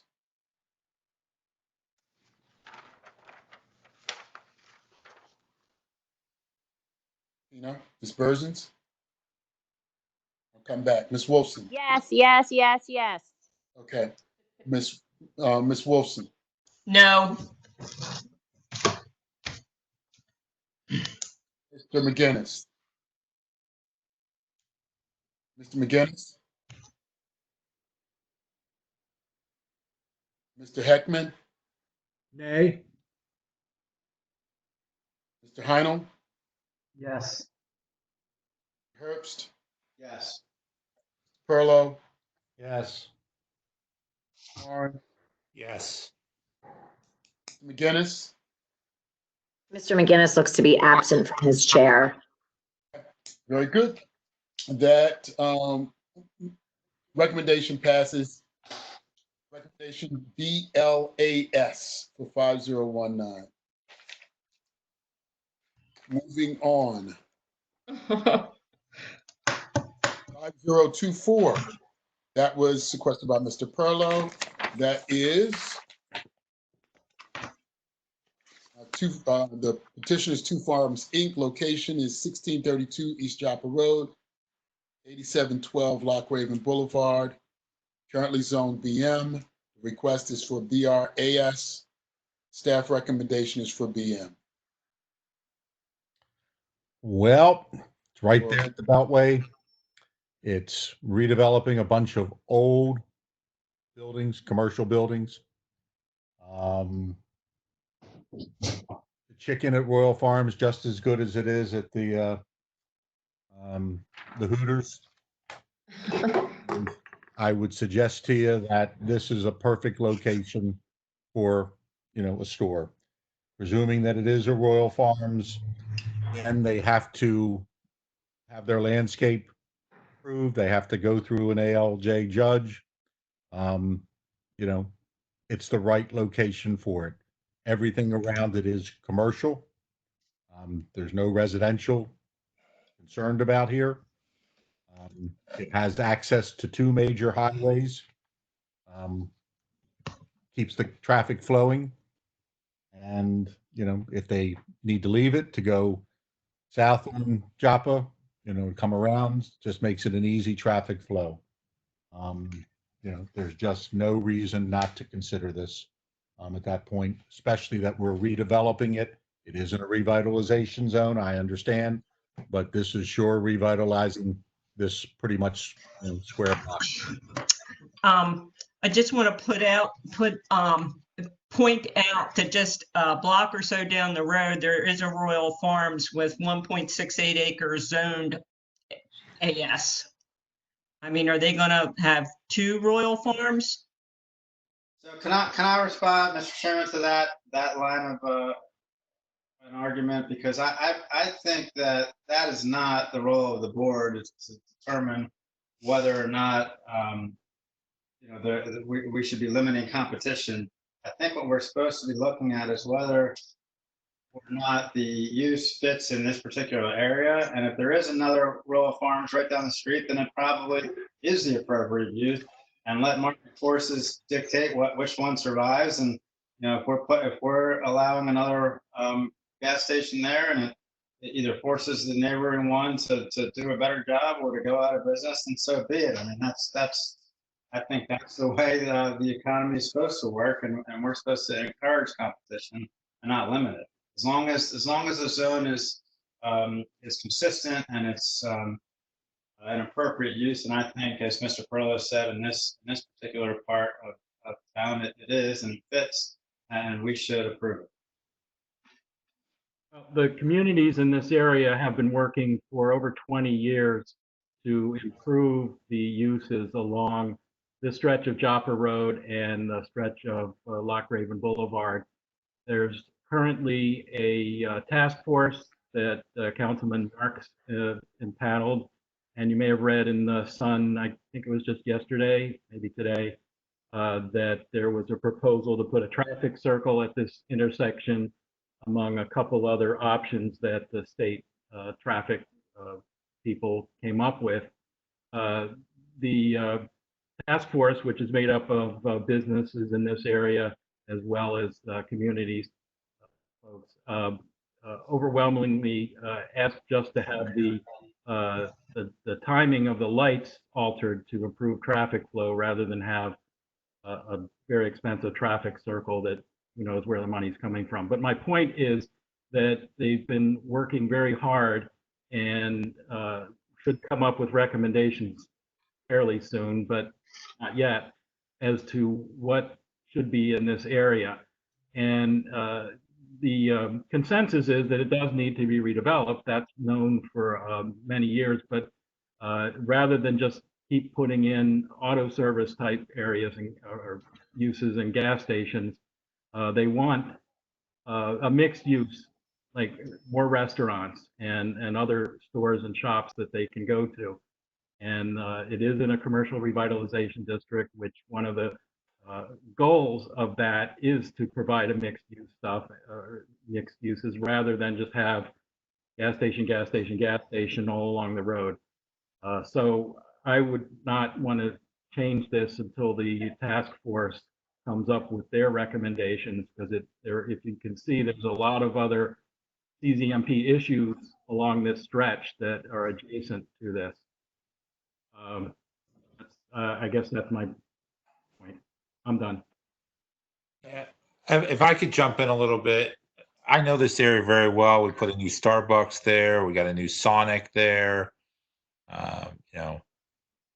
It's a high traffic commercial area, that's not suited probably to high-end dining. It's there's already a McDonald's there. You know, all the fast food are already there. Dunkin' Donuts is there. Yeah, it's not an extension of, this isn't, Towson's not going to get that far out. So I'm not suggesting that a Ruth's Chris Steakhouse would move here, but no, it's the community is. We'll get to another issue a little bit later that I want to talk about, but the community is looking for mixed use and not gas stations. I think the idea is that the Royal Farms down the street would move to this location. They already have gas pumps. They just want more. And I don't know. I just don't see adding another gas station here. There's several in the vicinity. And then what happens to the old Royal Farms site? Well, now that's vacant, and who knows if there's contamination. So will that site be redeveloped? So you're just trading one site that needs to be redeveloped. And I agree, this site needs to be redeveloped here. The subway on right on Joppa Road is closed. The Hooters to the left there, 020 is closed. So those definitely need something. And corner's a mess. So the corner's a mess, but there's no zoning issue right there, so nothing's going to happen at this point. I've lived in this area for 30 years, and I remember when they took down the diner on the corner and they were going to make it a Starbucks, and so many people complained. And it's one of the most popular Starbucks in the area, so I'm just saying. Oh, I got to tell you, I deal with the retail developers all day long. There's a project that I don't want to name in a different district that was built in the last 5 years, 6 years. And just in the last 6 months, the retail restaurants and all, most of them have closed. A lot of them have closed. Okay. It's not where the growth is. I understand the neighbors would like to have those restaurants. They'd like to have whatever the upscale is of an Outback Steakhouse or something else that's maybe upscale. That's not where the direction of retail is going. It's not where people are eating. That's why the Silver Spring Minings and the other ones are closing. This is a modern station. It is a convenience store, is really the purpose. If anything, Royal Farms has the best price on gas of anybody. So you would think people would like to use this versus some of the other stations. I drive up Reisterstown Road and see prices that are, 40, 50 cents higher than a Royal Farms store. They do compete. They compete well, whether it's them, Wawa, and we do have a new company coming into Maryland, Sheetz. That competition is good. It'll be well done. It'll be approved by the architect, the county architect, and and approved. And well, you're not going to convince me that BM zoning would not allow some redevelopment there that would be much more of a benefit to the community than what do they want? BRAS.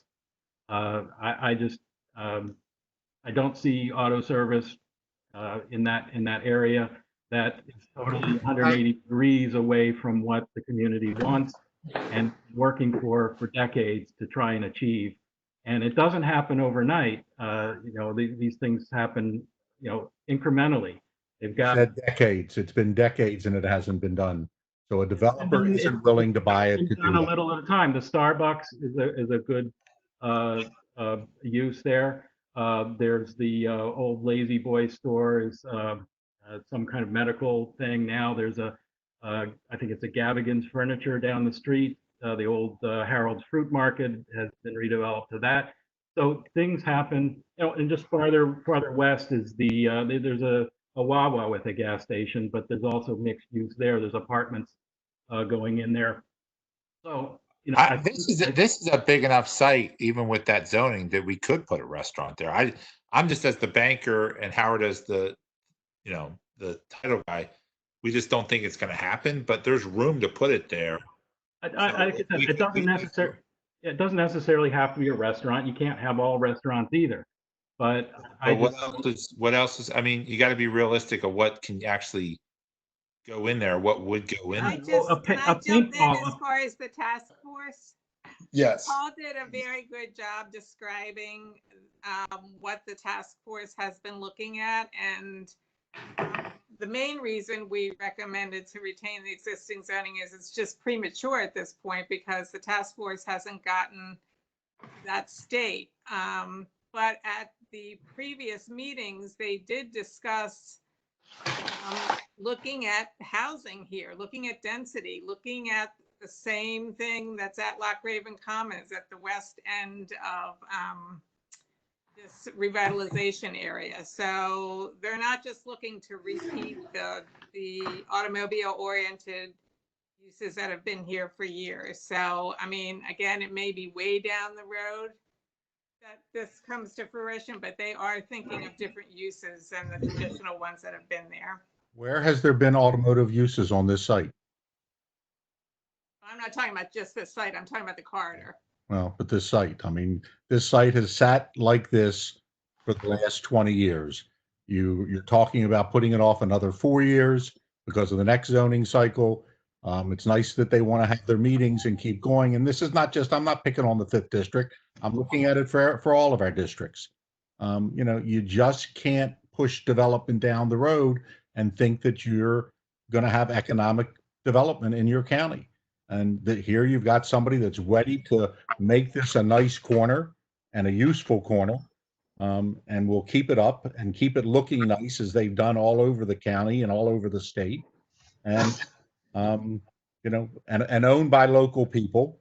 Well, but there's more coming down the road. The top part of this drawing we're looking at, or the aerial view, that's a hotel that might be in play to be redeveloped. And excuse me, north off the screen is what used to be called IWIF. The insurance, I think it's Chesapeake something or other now. But anyway, they seem to be interested in being a player in this area as far as redevelopment goes, making a campus of some sort. So there's a lot coming down the road. And if we clog stuff up with gas stations, then you preclude all of that great development that's going to be much more acreage than what we're even talking about here. What is it? 1.2 acres. So, you know, there's stuff coming down the road that I don't want to, you know, make it not possible. Can I make my motion, Mr. Chairman? I was getting ready to ask for it. I would like to rezone 5024 as BRAS.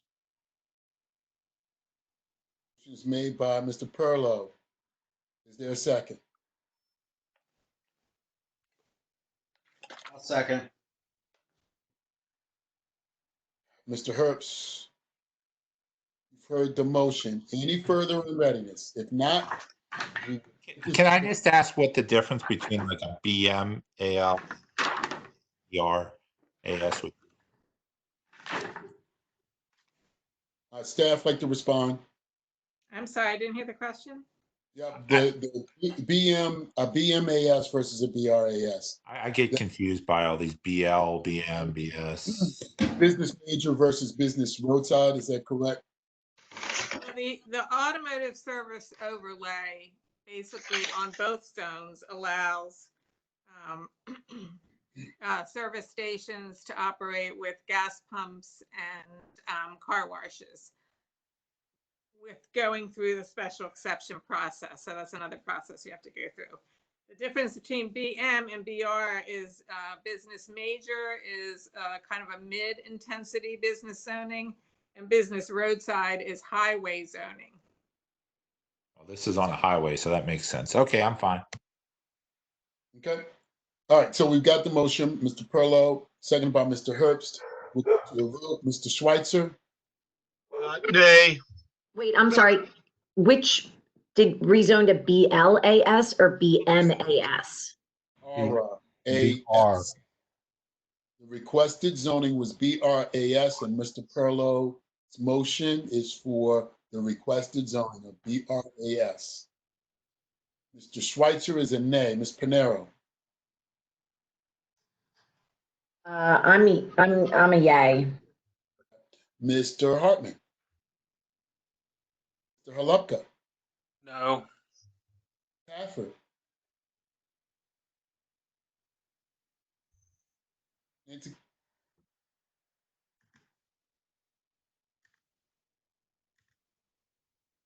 Ms. Hafford? Ms. Burzins? I'm gonna abstain. Ms. Wolfson? No. McGinnis? No. Mr. Heckman? No. Mr. Heinl? Yes. Herbst? Yes. Perlow? I need to recluse myself. Warren? Yes. Okay, motion fails. Is there an alternate motion? I move to accept staff recommendation. Before that happens, do we ever get Nancy's vote? It wouldn't change. See as an absent on that one. All right, so there is a move to accept for 5024. Can we do a BMAS on that one? Motion, isn't there? There's a motion on the floor to accept staff's recommendation. I second Hartman.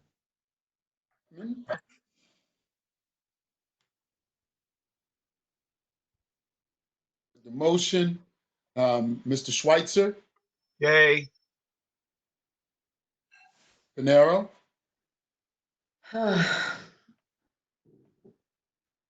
I'm gonna say nay.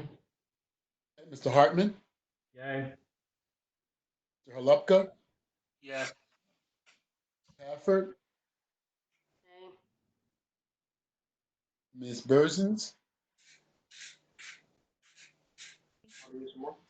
Wolfson, Yes. Mr. McGinnis, Yes. Mr. Heckman, Yay. Mr. Heinl, No. Mr. Herbst. Yes.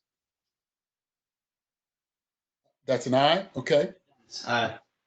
Mr. Perlow, Need to recluse myself. right, okay. And Mr. Warren. Mr. Warren. Sorry, nay. I'll go back and ask Ms. Burzins. This was for staff. My answer was no. I'm sorry. All right. No. Yep. Motion carries to accept the staff's recommendation. 5024.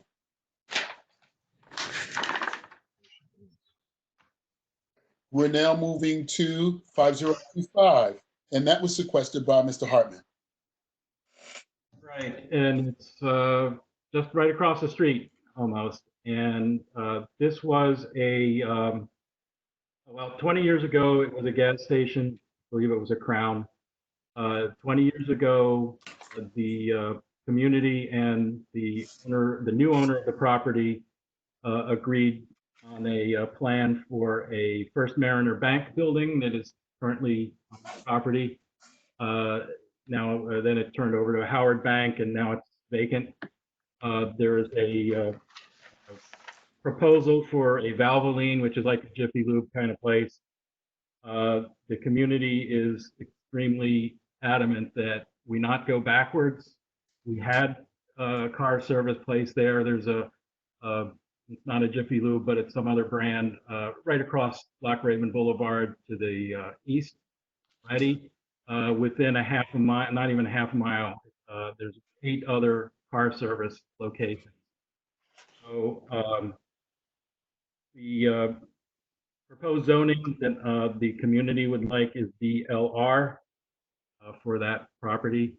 And that fits in with what the task force and the community is looking for, which is to upgrade the businesses in the area. Definitely, we're in favor of redevelopment, but tearing down the Howard Bank building would take us back 20 years.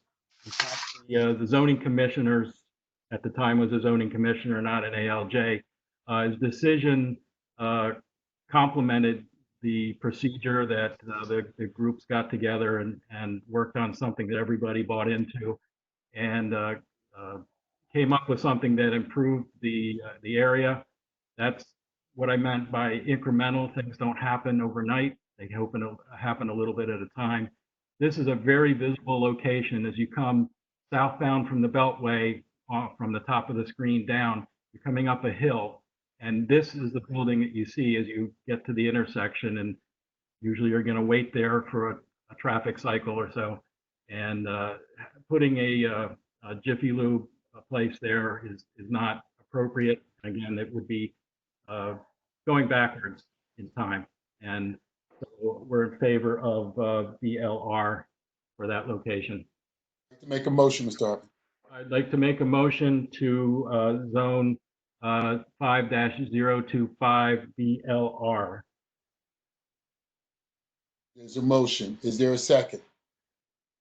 Second. Schweitzer, second. Hartman. Unreadiness. What is the current zoning? Current zoning is L.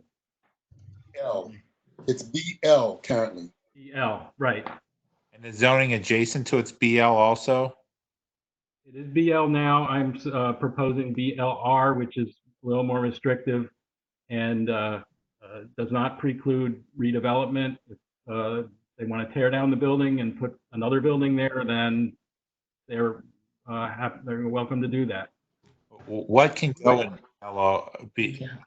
I mean, this is never going to be a bank again. So I understand that. Banks are, I haven't gone to a bank for a couple of years. I use my my phone and online. But there are other uses that could be. It's a two-story, kind of a Georgian. I'm not an architect, but kind of a brick building, and it looks very nice. And it certainly could be divided up to lawyers' offices, doctors' offices, cell phone stores, comic book shops. I have no idea. There's all kinds of uses there. It's got a little bit of parking that's enough for when it was a bank, and it should be useful for some to be repurposed. would BLR allow it to be like a Dunkin' Donuts or something with a drive-through? That I don't know. Yes, staff, what's the difference? What does BL allow that BLR does not? I have to check about the drive-through. I'm not sure, but BLR would call for, higher grade landscaping, larger buffers, more review of architectural materials and building design. Yeah, my fear would be losing the drive-through, because you're going to completely destroy any use of that property if you lose it. I mean, it could be a Dunkin' Donuts or there's a Starbucks across the street, so maybe not that, but it's not going to be a law practice.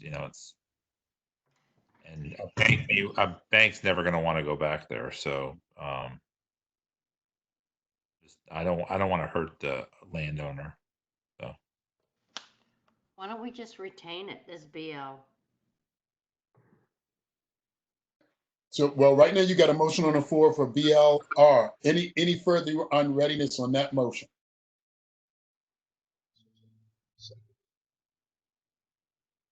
Not, let's take this. Hold on, Mr. Chairman, I'm sorry. I just want to make a general comment. I mean, I have a problem with taking something away from a property owner and making it more restrictive when we don't really have all the facts and all the information here. I think we're being a little bit making decisions on the fly here without really knowing the full impact that this might have on the property owner. I mean, you're down zoning a commercial guy. Absolutely are. That's the motion on the floor. I understand. Any further unreadiness? All right. Mr. Schweitzer. Yay. Is that a nay? I'm sorry. No, it was yes. Yes. Okay. Ms. Panero? No. Mr. Hartman? Yes. Mr. Halupka? No. Ms. Hafford? No. Berzins, No. Yes. Mr. McGinnis, Yes. Mr. Heckman, No. Mr. Heinl, No. Heinl, I believe he said no. Mr. Herbst, No. Perlow, No. Warren. No. All right. Motion fails. Is there an alternate motion? I move to recommend staff's recommendations. I second. I thought that's what we just did. To retain. Yes. No. The motion, let's be clear. The motion for 5025 coming from Mr. Hartman, seconded by Mr. Schweitzer, was to Downzone the property. basically downzone the property, yes, from BL to BLR. And that motion failed. The current motion by Ms. Hafford, seconded by Ms. Pinero, is to retain, to accept staff's recommendation. BL. BL, correct. You've heard the motion. Any unreadiness? Not hearing any. We'll go down, we'll do a roll call vote. Mr. Schweitzer, Yes. Yes. Hartman, Yes. Halupka, Yes. Hafford, Yes. Berzin, Wilson, Yes. Ennis, Yes. Mr. Heckman, Yes. Heinl, Yes. Mr. Herbst, Aye. Perlow, and Yes. Mr. Okay, very good. Motion passes. I'll give you a yes too. Thank you. All right. All right, we're going to move to, that was 5025. We're moving to 5027. This was requested by Mr. Hartman and Mr. Perlow. 5027 is a petitioner, Kimco Realty, 7923 to 7927 Bel Air Road, currently zoned, following zones BL, BR, DR 5.5, MLR, IM. Requested zone is to BL, BR, CCC, and DR 3.5. Staff recommendation is to go with the requested zoning of BL, BR, CCC, DR 3.5. Mr. Hartman, your concerns. Well, first off, I have a question of staff in that can a PUD be used in this situation to provide uses or density that the current zoning would not permit? You mean in place of the CCC? Place of rezoning, if we retain existing zoning and there was a proposal to redevelop that used a PUD, would that be possible? To increase density and provide residential. Yes, I believe it would. All right, well then I propose to retain my motion is to retain existing zoning. The PUD process allows significant community input, and a lot of times working together with developers, the project can be tailored and adjustments made, and everyone comes out on the same page. Whereas if the zoning is changed and particular projects can be done by right, that totally eliminates any input that a community individuals or association would have to tailoring that. I have direct involvement in some redevelopments, Towson Lane, for example, where the community worked with Rizzuto Homes and shelter group for the Brightview senior housing, and it turned out a much better project than if it was done solely by right of the zoning that the developer had It was a PUD. And so anyway, my motion is to retain. Are we gonna let Howard speak before you make a motion? He. Well, Mr. Perlow, just as a courtesy, Mr. Hartman, I would ask that you hold your motion. You are well within your right to make it, but as a courtesy, I would ask that you hold your motion. Are you willing to do that? I withdraw my motion temporarily for Mr. Perlow. So, Mr. Perlow. We talked about some of these sites before. You know, this is the future of retail, is having them as live where you work sites with housing there.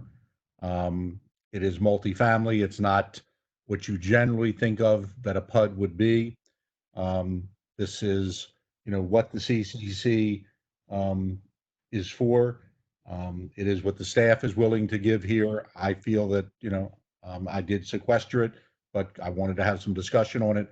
I am comfortable with what the staff has recommended.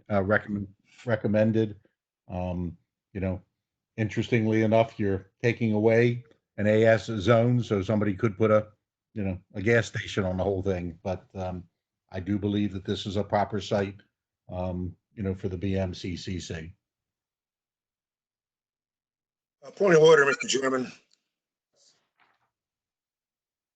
A motion and second was improper. Is during the discussion period, they have ample time to discuss their thoughts.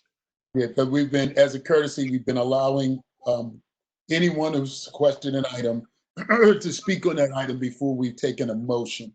Mr. Hartman is more than willing. We've heard from both of the parties, just the collegial way that we've been doing it. Mr. Hartman, do you have a motion? I move to retain existing zoning. You've heard the motion. Is there a second? Second. Mr. Schweitzer. Now, any further on readiness? Yeah, I'm a broken record on this, but we got to get increased density.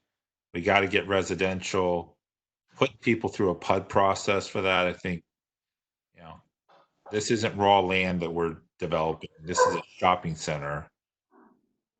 The plans that I've seen for most CCCs are to keep retail on the first floor where it makes sense and go vertical on top of that. This is a prime example of where the community can benefit from the fact that we'll lower the overall cost of housing throughout the area.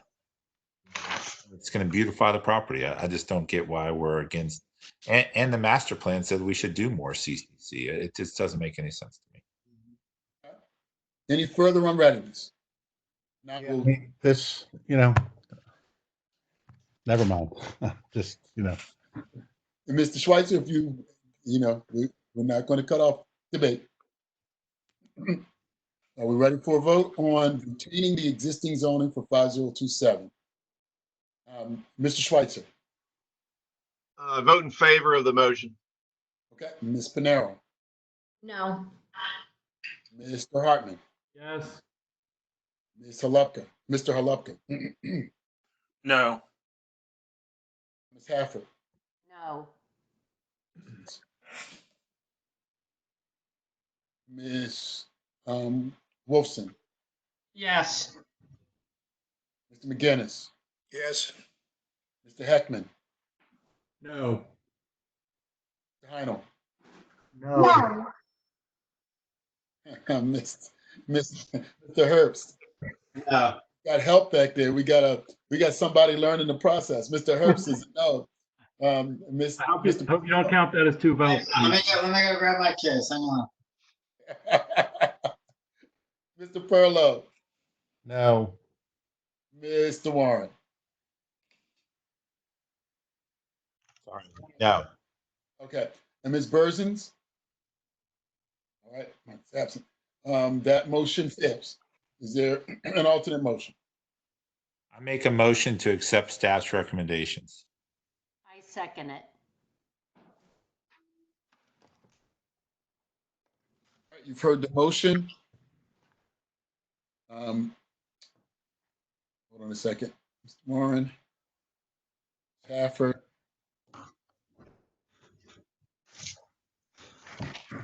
Yeah, the readiness, not hearing any, we'll move to a vote. Mr. Schweitzer. No.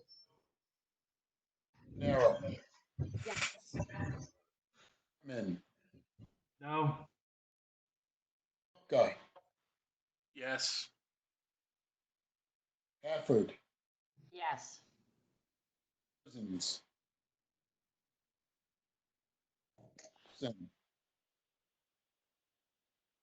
Wolfson. No. Dennis. No. Hartman. Yes. No. Did you say Heinel? Yes. Yes. No.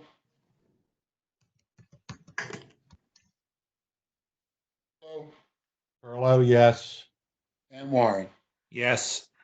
Motion carries. 5027, accept the recommendation of staff.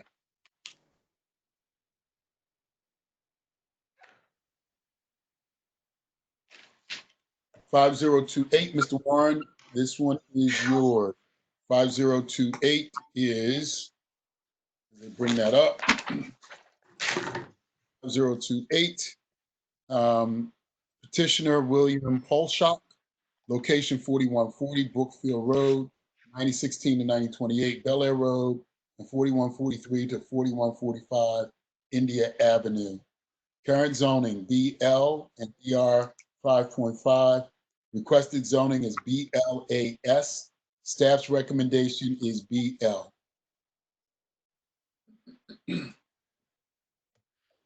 I'm sorry, I thought I had pulled this. I'm okay with the BL on this property.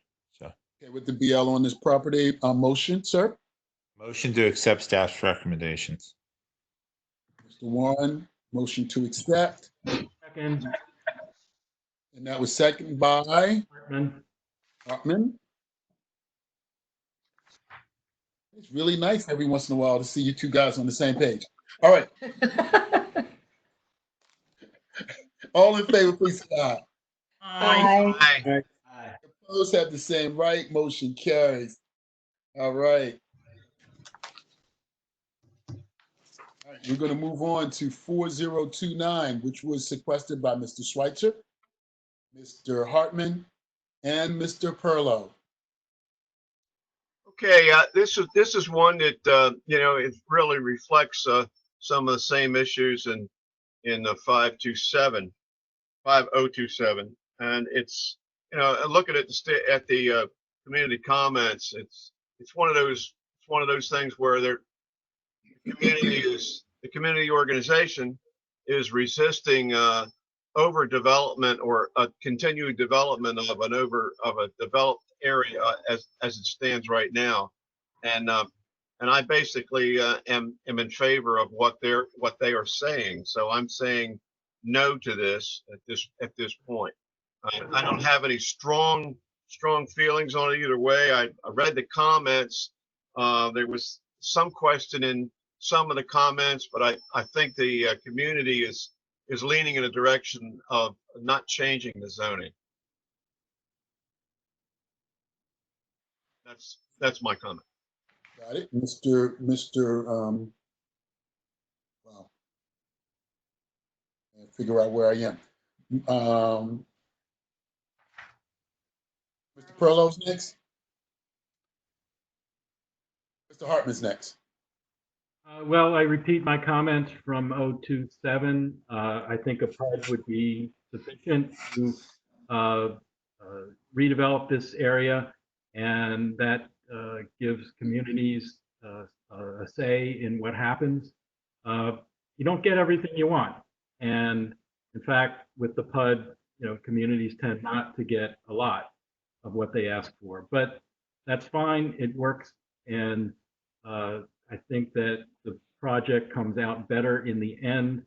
Again, I'm going back to the Towson Green, where both the Zudo and Shelter Group said the project came out stronger with the community interaction, where communities in favor of a good proposal. So I think if if somebody wants to redevelop this area, comes up with a great plan, I think people would buy into it. So I think we should retain the existing zoning and, have someone come up with an idea for what can go here. And Mr. Pearl. Paul, I got to disagree with you a little bit about Towson Manor. You're talking about row houses versus multifamily here on top of the center with retail on the first floor. That is the future. That's what's been going on in the county and all over the country. As I've said, from all over our state and all over the East Coast, these projects have been very successful. We see it at Hunt Valley. We see it at Boundary Row, 400 units being built. This is what people want. This is not a PUD kind of project. The CCC will give staff in the county opportunity to comment and make, recommendations and do that. I'm sure there's neighborhood meetings that will be involved in it. I let you make the last motion. I'm going to make this one to accept the staff recommendation on this one because I think it's the right thing to do. Second. I second it. I did make it clear I'm not suggesting that townhouses would be appropriate for this location. I'm just pointing out the process does exist and can work where communities can work with developers. And I think that having the community input is a plus, and I would like to see more capability for that. Then if you change the zoning, I don't believe that there's much opportunity for community input. I mean, you can say whatever you want, but it's not. It's not. The Towson Road project, the first builder developer didn't get anything done with the community. So, So it wasn't a good project. Hold on, gentlemen. We've got a motion on the floor from Mr. Perlow, seconded by Mr. Warren to accept the staff's recommendation. Clearly now there is some unreadiness. Any further unreadiness on your part, Mr. Hart? I'm fine. Okay. Any other unreadiness? 5029, a motion by Mr. Perlow, seconded by Mr. Warren, is to accept staff's recommendation. We'll take this to a vote. Mr. Schweitzer. Hey. Ms. Pinero. Yes, I accept staff recommendation. Mr. Hartman. No. Halupka. Yes. Stafford. Yes. Berzins. Abstain. Olson. No. McGinnis. Yes. Mr. Heckman. Yes. Heinel. Yes. Herbst. Yes. Mr. Perlow. Yes. Mr. Warren. Yes. Motion passes. We're moving to 5030. Which was sequestered by Mr. Hartman and Mr. Perlow. This is also Kimco Realty, the petitioner, 1017 York Road and 989 Fairmont Avenue. The current zoning is BR, DR1, and DR 10.5. The requested zoning is BR CCC and DR 10.5. The staff's recommendation is BR CCC and DR 10.5. All right, we've got that one up. We will start with Mr. Hartman. Same comments here.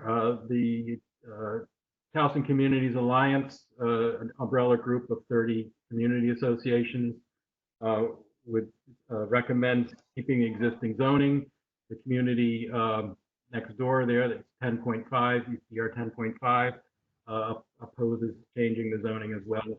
And I don't think we need to rehash the comments. I'm sure they're all the same as the previous BRDM-CCCs that we talked about.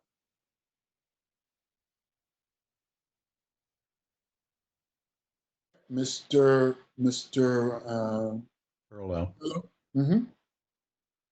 My comment would be that individuals don't want housing here, you tell me, without, a a PUD. And then along the commercial districts, they don't want redevelopment. At times, we've got to make some decisions to redevelop our county that is a 100-year-old county now, or we're going to go into disrepair, no different that you see up in New York and other places in the north. We've got to allow people to redevelop based on what the desires of people are. A lot of the complaints that you hear are from people that don't want anything, and that's not what we need here in Baltimore County. I've made the rest of the comments before. All right, is there a motion on 5030? Motion to accept staff recommendations. Warren,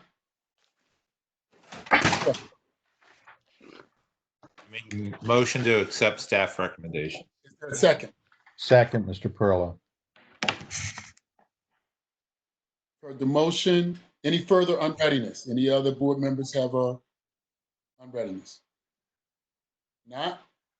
We'll take this one to a vote. 5030, Mr. Schweitzer. I vote yes. Panero, Yes. Hartman, No. Malupka, Yes. Bradford, Yes. Bradford, Yes. Cousins, Yes. yes, Wolfson, No. McGinnis, No. Hartman, Yes. Yes. Herbst, Yes. Perlo, Yes. Warren. Yes. All right, that passes. Accept staff recommendation 5030. 5035 was sequestered by Mr. Hartman. 5035. Okay, here we go. All right. This was going to be the Meadows at Honeygo, which was a development plan. However, the plan expired with no actual construction. The property was bid for rezoning the last two cycles, but the councilman declined to downzone while this development plan was going through the system. However, it is now expired.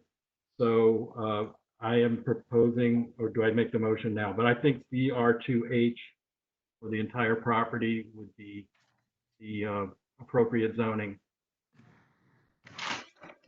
ER2H.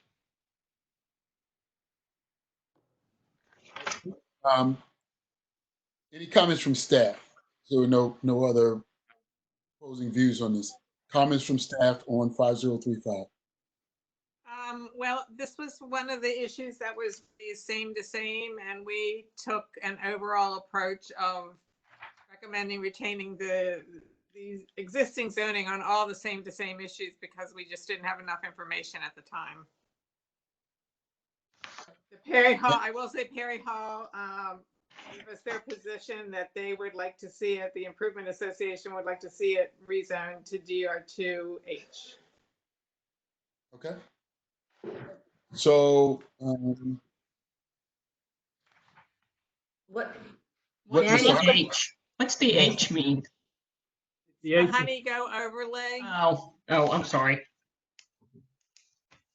So, Mr. Hartman, would you like to make a motion?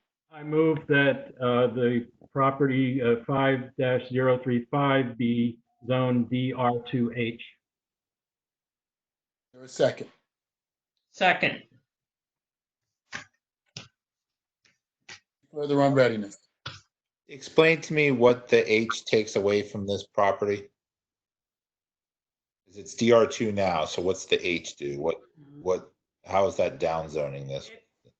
It's down zoning it from the 3.5 piece, Todd, of 22 acres. So you're down zoning the property and you're also putting it under the Honeygo umbrella as well by adding the H to it. Okay, I understand it now. Thank you. Can I speak now on my unreadiness, Mr. Chairman? Man. Thank you. Look at the property to the side. Most of it's 3.5. There is some 10.5 to the left. There's some DR1H way to the left that I know has been in play for 20 years and gotten anywhere. I understand the issue of school crowding in every residential area. This is one of the few areas left in the Quarry Hall Charter for residential. I think that if we need schools, our county executive has promised us those schools. If Kerwin can be funded, I understand there's a question this month versus other time, then the schools will be built and the schools will improve the educational ability of our children. To downzone somebody there, that has most of it being 3.5, I think is unreasonable and unfair. Staff said to leave it where it is. And if they don't come in with a new plan, I'd almost, staff had, it has H on the 3.5. So I think then the review gets done. If they come in with a new plan, at that point, you'll have the opportunity for the Honeywell Association to review it. So I think this should stay where it is. I would vote. To be clear, it already has a H on the 3.5, is that correct? I saw that, yes. Right. Okay. And it currently has an H on the 3.5. All right. Well, I think it should be the same. All right. Any other unreadiness? All right. So I want to be clear. The motion on the floor is to zone the entire parcel DR2H. Motion was made by Mr. Hartman, seconded by Ms. Wolfson. No further unreadiness. We'll take this to a vote. Mr. Schweitzer. I vote yes. Okay. Ms. Pinero. No. Mr. Hartman. Yes. Mr. Halupka. No. Cafford. No. Berzins. No. Ms. Wolfson. Yes. McGinnis. Yes. Heckman. Nay. Mr. Heinel. No. Herbst. No. Oh, No. Mr. Warren. No. Motion fails. Okay, I would make a motion that the staff recommendation be accepted on 53035. I second. Was Ms. Pinero? Yes.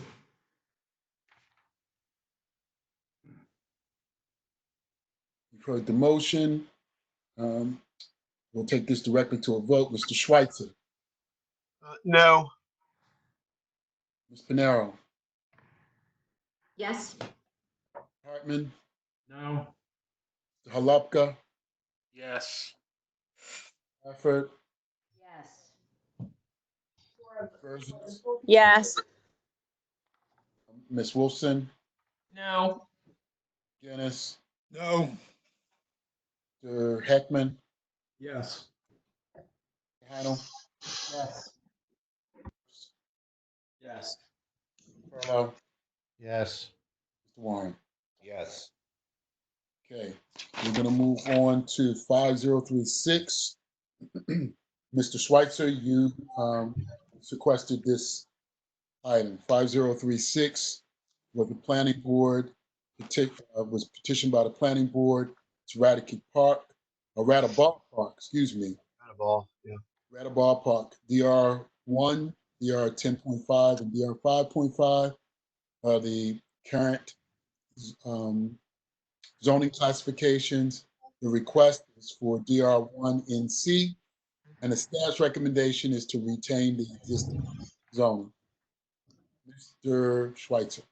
My thoughts on this, again, were based on the public comments that I found, were to retain some open space, green space, if you will, in the Towson area, and the Towson communities seem to support that. And that's basically where I stand on it. And for that reason, I would resist changing. No, let me restate this. I agree with the idea of the DR1C. I agree with that. So I support the idea of the zoning request change. You want to make a motion on that? Yes, I move that for 5036, that the requested zoning be changed to DR1 and C. Okay. And staff, I think you all have been pretty clear on the NC designation and your rationale on that. But do you want to make any comments? Oh, I'm sorry, you addressing me? No. I'm addressing staff. I think Staff, I'm sorry. has been consistent, but go right ahead. Yes, so we consistently on all NC requests recommended retaining the existing zoning.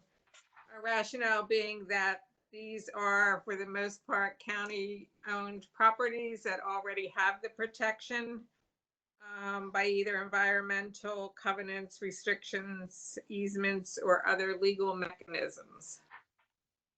Okay. There's a motion from Mr. Schweitzer. Is there a second? Second. Was? Hartman. Okay. Any further on readiness? We will take this to a vote. Mr. Schweitzer, I'm sure you are a yay. I am a yay. Okay, Ms. Pinero? I don't think it matters too much because but I'm gonna vote yay. Mr. Hartman? Yay, yes. Halupka? No. Stafford?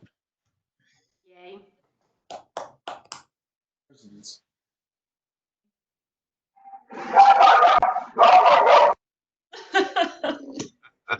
I can bring mine in. I think that was a yes. Yay. Presidents, is that a yes? I'll come back. Ms. Wilson? Yes. Mr. McGinnis? Yes. Mr. Heckman? Yes. Heinel? Yes. Mr. Herbst? Yay. Mr. Perlow? Yes. Warren? Yay. Okay, we got Ms. Burzins, give me another opportunity. Yes. Okay, all right, very good. That motion passes to accept the requested zoning of DR1 in C. We're moving on to 5036. We're going to jump down now to 5056. And this was Mr. Hartman. The next three are Mr. Hartman. 5056. Okay, this is a strip of tail on both sides of York Road. And as you can see, it's heavily residential on both sides. What precipitated this was a truck with a drive-through was built where the old Bradford Bank, which I guess then turned into an M&T Bank, was right at just north of Register Avenue, northwest corner of York and Register. And it was done by right. There was no possibility for any changes or negotiation. The drive-through is not appropriate for that area. It's a heavily traveled walkway for students, school, for both, for middle school, elementary school, and high school, which are nearby. So the idea here is to rezone the area to permit the existing uses, but then to preclude any other types of drive-through here. A lot of the buildings, especially on the east side of York Road, are much older building, kind of a Main Street kind of feel. And there's a bowling alley in the basement of one of them. Duck pins, by the way. We're looking for a duck pin alley. I'm a little confused. I'm not sure exactly what zoning would be appropriate here. I think the staff was recommending CB for the east side of York Road, which would be okay, but making the west side CB may then cause some non-conforming uses. So I don't know which of those properties would be the case for the CB, but maybe we could find out which ones would not become non-conforming and then rezone those as well to CB. So I guess that's a question for staff. Yes, we were concerned about, we felt the neighborhood uses on the east side were indicative of what CB zoning is, which is really neighborhood commercial, kind of walk to commercial for the surrounding neighborhood. And the uses on the west side of the street, there's a couple drive-throughs. There's a Starbucks, there's the Bank of America that has a drive-through, there's an office building, a funeral home. They were more regional uses as opposed to neighborhood commercial, and we had concerns about some of them becoming non-conforming as a result of changing the zoning down to CB. So we recommended to leave those. Could we leave the current drive-through properties, I guess, BL, and then make CB the ones that currently do not have a drive-through?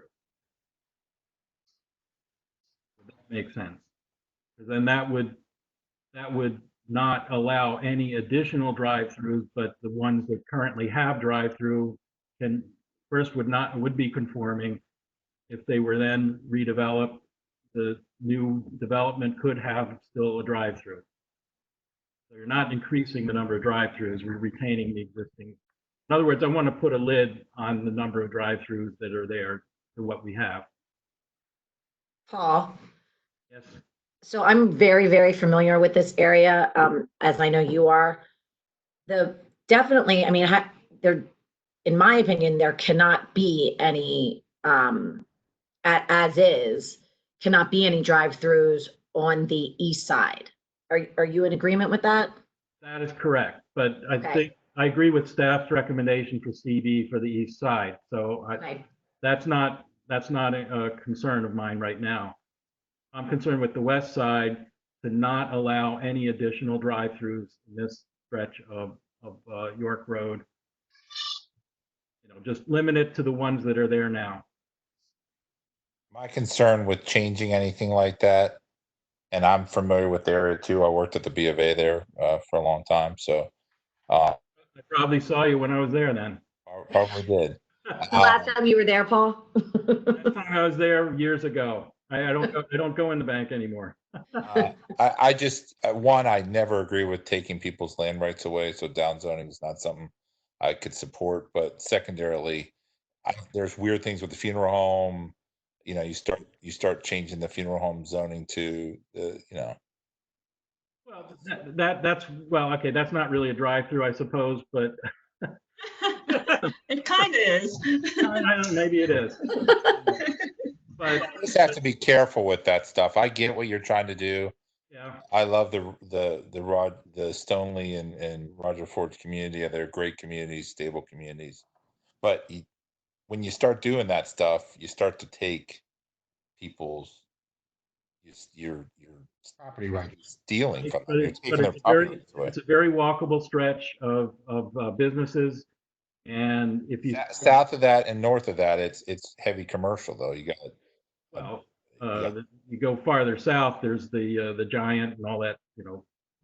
you got the TV But, station. yeah, this is just office the buildings. area. You know, if you start having lots of curb cuts and drive-throughs, it just really kills the walkability when you have vehicular and pedestrian conflict. And I just would like to, you know, put a lid on the number of drive-throughs that we have right now what exists. You know, I'm not trying to make anybody non-compliant, but I just don't. Paul, do you want to make a If motion? CB isn't the right zoning, then I could use some hints from the staff on what would be appropriate to retain the uses that are there now, but not allow any additional drive-throughs. That's the goal. And I don't disagree with you, Paul, that it is a nice walkable area. It's a good community. Just it's really difficult when you start downzoning stuff and taking the unintended consequences of that. Or Is there a reason you don't want to go with staff's recommendations? Let's see. Well, yeah, because that retains BL on the west side, which that's the side that has got the potential to having more drive-throughs. I mean, a Chick-fil-A or just fast food type place, or all kinds of things. And where you take in a existing use that does not have a drive-through and redevelop it to one that does. And there was nothing that anyone could do to prevent the Starbucks. If they want to build a Starbucks, that's fine, but I understand the model is you got to have a drive-through. But if they had a Starbucks without a drive-through, I doubt that there would be any complaints to that. It's just the traffic backs up onto York Road and causes trouble. Turning left going north is a nightmare. Yeah, and right. So and again, there's the kids walking to school go right by there on their way to 3 different schools, and I think adding more pedestrian conflicts with vehicles is just not a good idea. Then why don't you make a motion, Paul? Well, that's the question. Is I don't know what's the appropriate zoning for. I could say let's make it all BB, but I don't want to create non-conforming uses that are already there. Yes. What about? I mean, I don't know the zone, so the staff would have, but BLR. I don't know if that allows drive-throughs or not. What we'd have to do is find the existing drive-through properties and exempt them, make them retain BL, and then just take all the ones without a drive-through. And I understand about downzoning someone's property, but that's what the use is now. And again, we just don't want to have any more drive-throughs in this stretch of the road. I hear you, but what I'm saying is that you may not be able to have, if you change the zoning, you may not be able to have a funeral home there, or you may not, it's not just a drive-through issue, it's more than that. Why not retain BL in 8.67, what's existing? And then make a difference to the 0.01. Why not just leave it like that? Well, as I understand the staff recommendations, there's 5.51 acres. That's the west side of York Road, and CB, that would be BL, retain the BL. And then CB would be 3.1 acres, which would be the east side of York Road. And that part is fine. Those are not, actually part of that's a historic structure, so can't be altered anyway. I guess what I'm struggling with is the west side of York Road, how to stop additional drive-throughs. And I don't know the answer. I guess there maybe isn't one.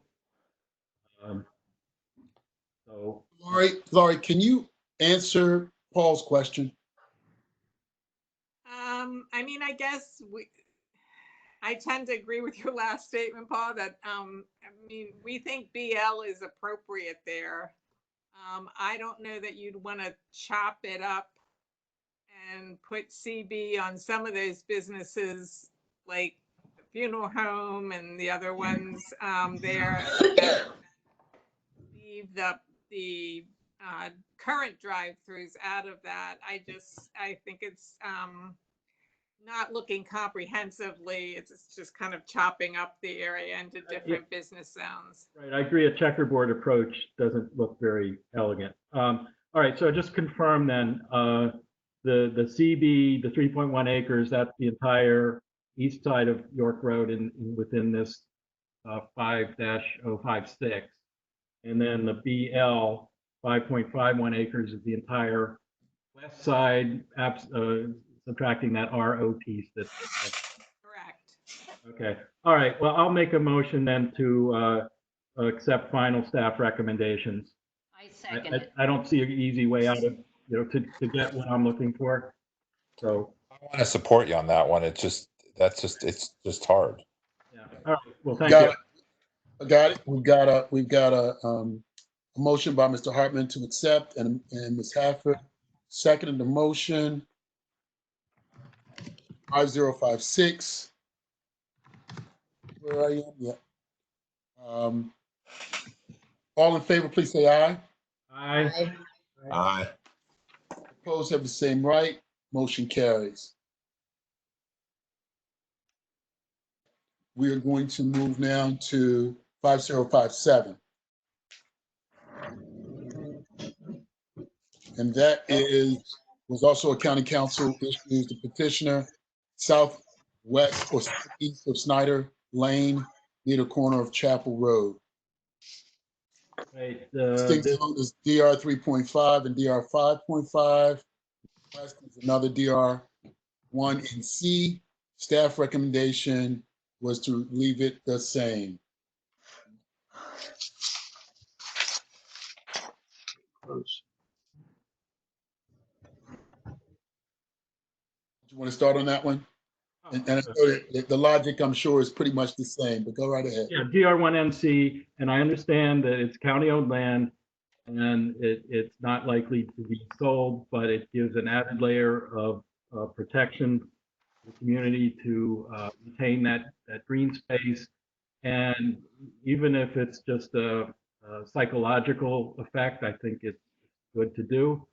And also makes it clear to future administrations in the county and that may or may not be so open to retaining such green space that there is community sentiment to keep it this way. So I would like to make a motion to accept the requested zoning of DR1NC for 18.54 acres.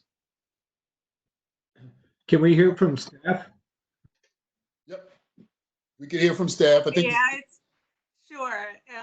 It's our basic statement again. We took an across-the-board policy with the NC issues that we felt they already had enough protection, and we recommended to retain the existing zoning.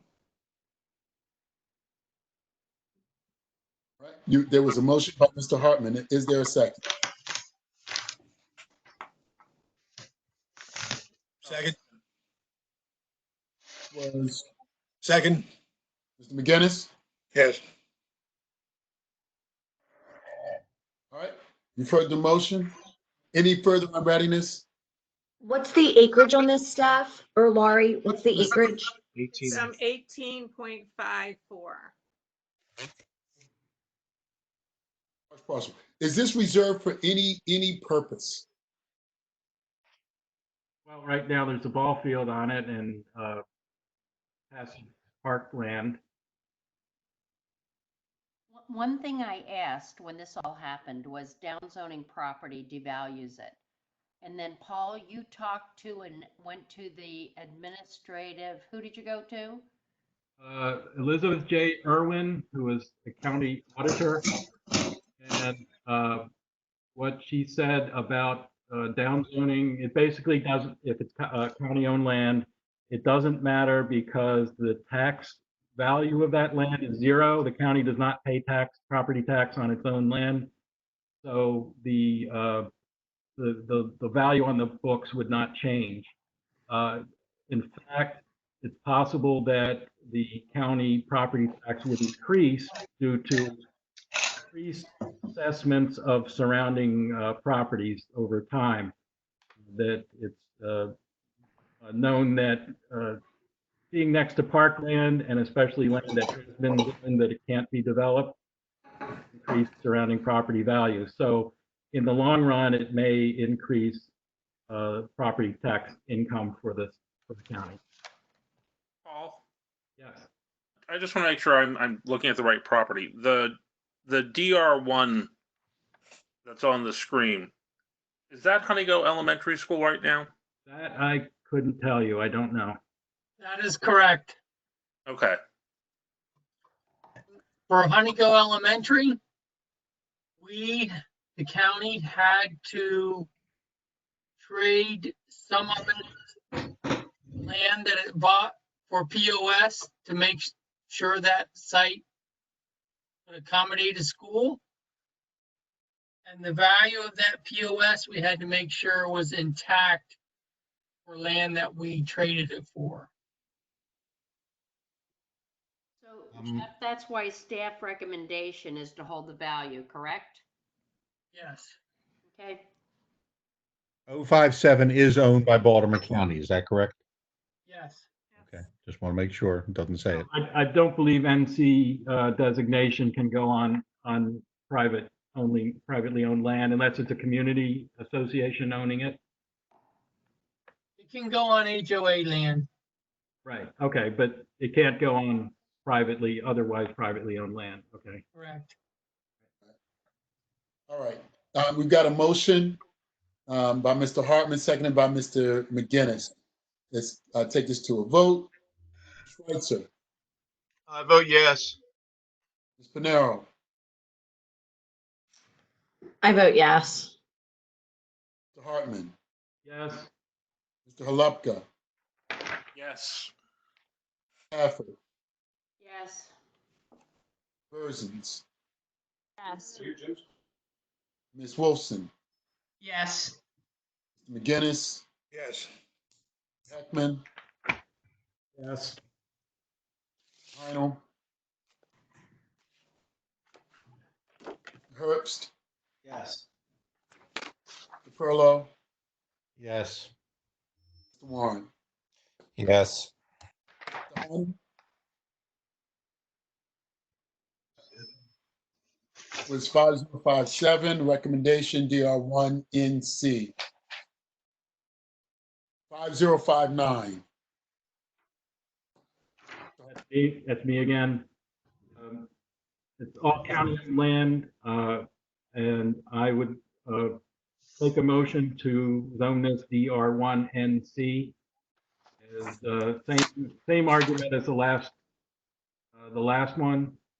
I think there's a bunch of different parcels involved, but it's not land that's going to be buildable, but it just again reinforces that this is reserved for green space.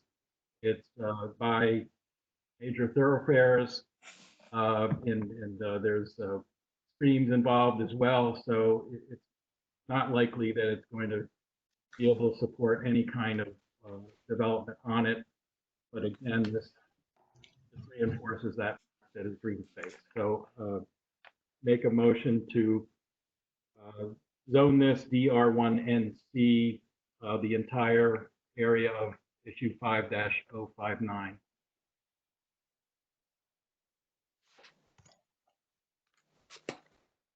Okay, you've heard the motion. Is there a second? Second. Ms. Wolfson. What's it currently zoned? I'm sorry. The mix of zoning, DR1, DR 10.5, DR 5.5, and RAE1. Thank you. Can I ask staff a question, please? Sure. I guess my concern is I'm presuming that Councilman Marks has put this up to be DR with whatever we just said, the motion says. What does the county government say, not the councilman, finance, other people, as to this? I mean, you all have recommended keeping it the same. I'd like to hear what the, more the administration, I guess, feels like before I continue to vote for all these. Well, this one was a little bit different because Councilman Marks did not raise it to go to DR1 NC. He raised it same to same. So We had no idea really at the time what he intended for it. So that being the case, our recommendation was to retain the existing zoning. But have we discussed with county law office, finance, like I say, somebody of whether they want these parcels to go? Whatever the section is, I'm sorry. Jeff? Mr. Chair, I can chime in because this is Pete again. We did, one of the departments, particularly Recs and Parks, was against downzoning to the NCs because they feared the value of land.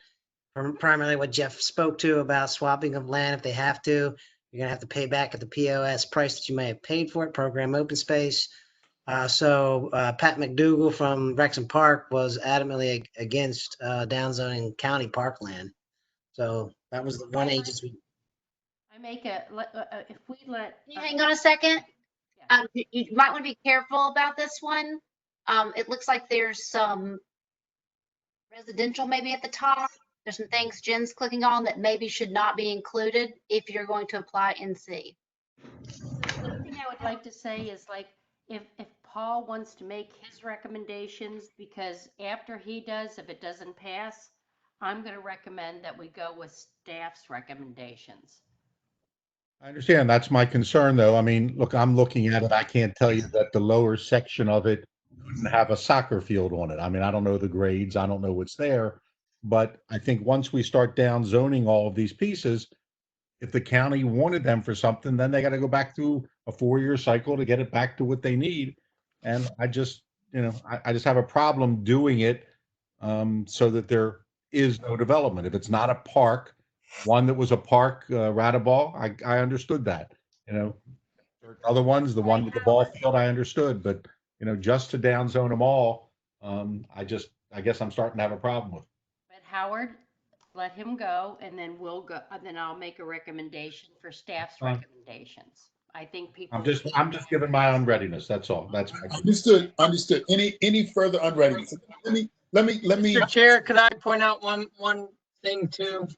Sure. In the NC district, the permitted uses that are called out are for recreation, social, and there's a limitation of minor structures of 1,000 feet or less in the NC district that follow those uses. On this property on the county-owned property, you have the police station, which is more than 1,000 square feet. So it would end up being a permitted non-conforming use. I mean, the county not need to follow its own zoning regulations based by some law cases. Lucky are they. So look, guys. It doesn't, How do we get that past having that the door? police station does not fit in the framework of the way the NC overlay district was framed. What about the roads too? I mean, we're hopefully going to redevelop that whole center across the street there. All's in trouble. So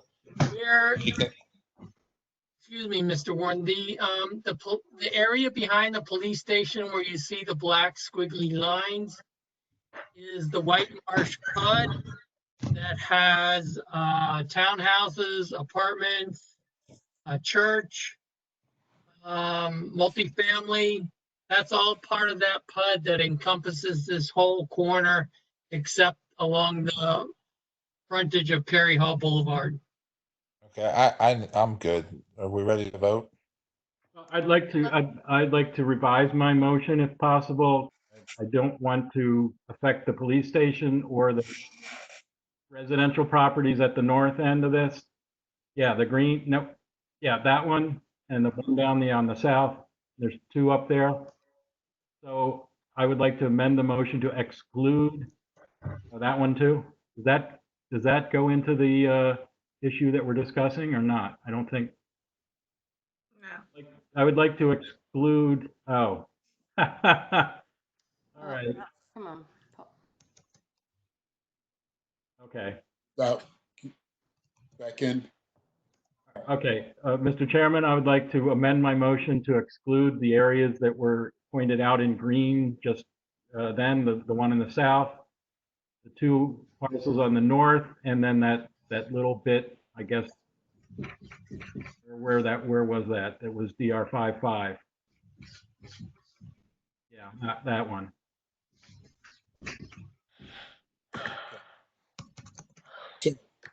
Excluding the residential properties to the north, the parcel that contains the police station, and the small, I don't know how to describe that. The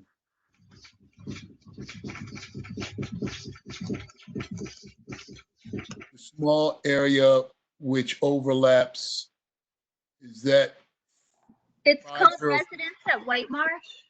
Residence Okay. at White Marsh, it's a tiny area. Okay.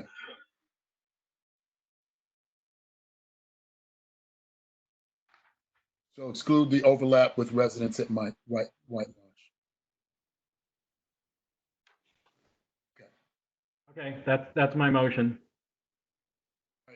So this was an amended to the motion. As Ms. Wilson accepting that amended motion since you seconded it? Yes. All right, you've heard the motion.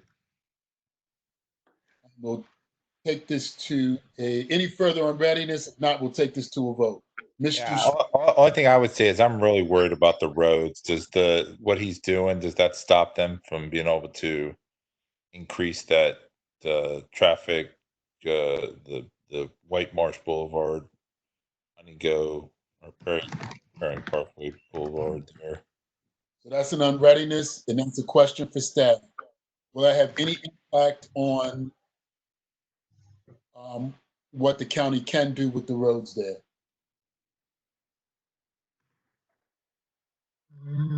That's a good question. And my thinking is, once again, the county's not going to be restricted as what it can in terms of what it can do at that location. So I'm not certain how that would impact the county's ability to do anything with the roads.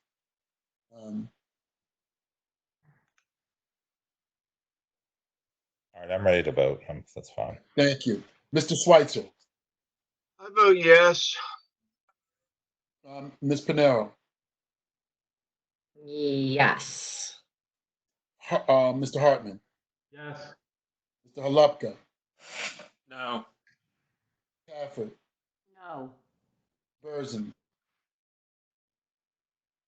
Ms. Wilson. Yes. Mr. McGinnis. Yes. Mr. Heckman. No. Mr. Heinel. Mr. Heinel. Mr. Herbst. No. Perlow. No.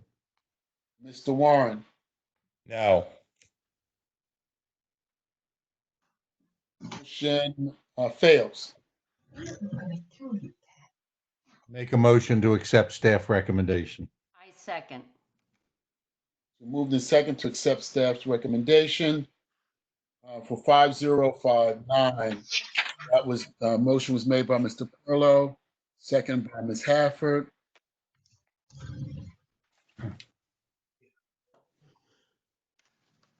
We'll go to a vote. Mr. Schweitzer.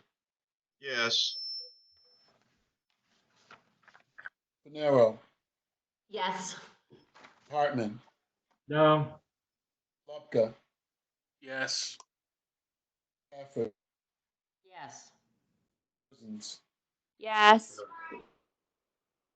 Wilson. Yes. Guinness.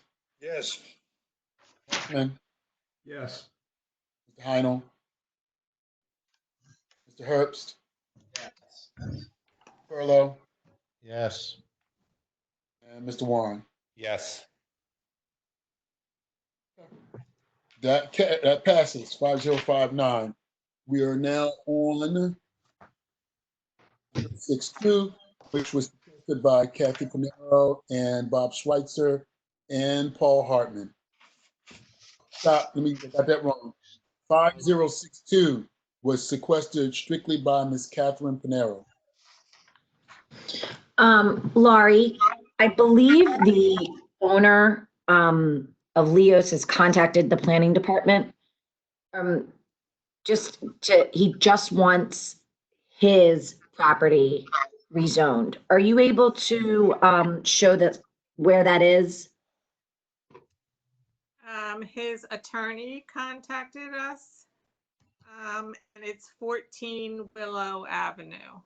Right, it's about a quarter acre. This whole property does not want, this whole area does not want to be rezoned, just this particular area.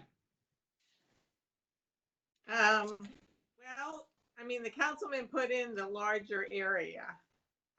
So Okay. this is just one small piece.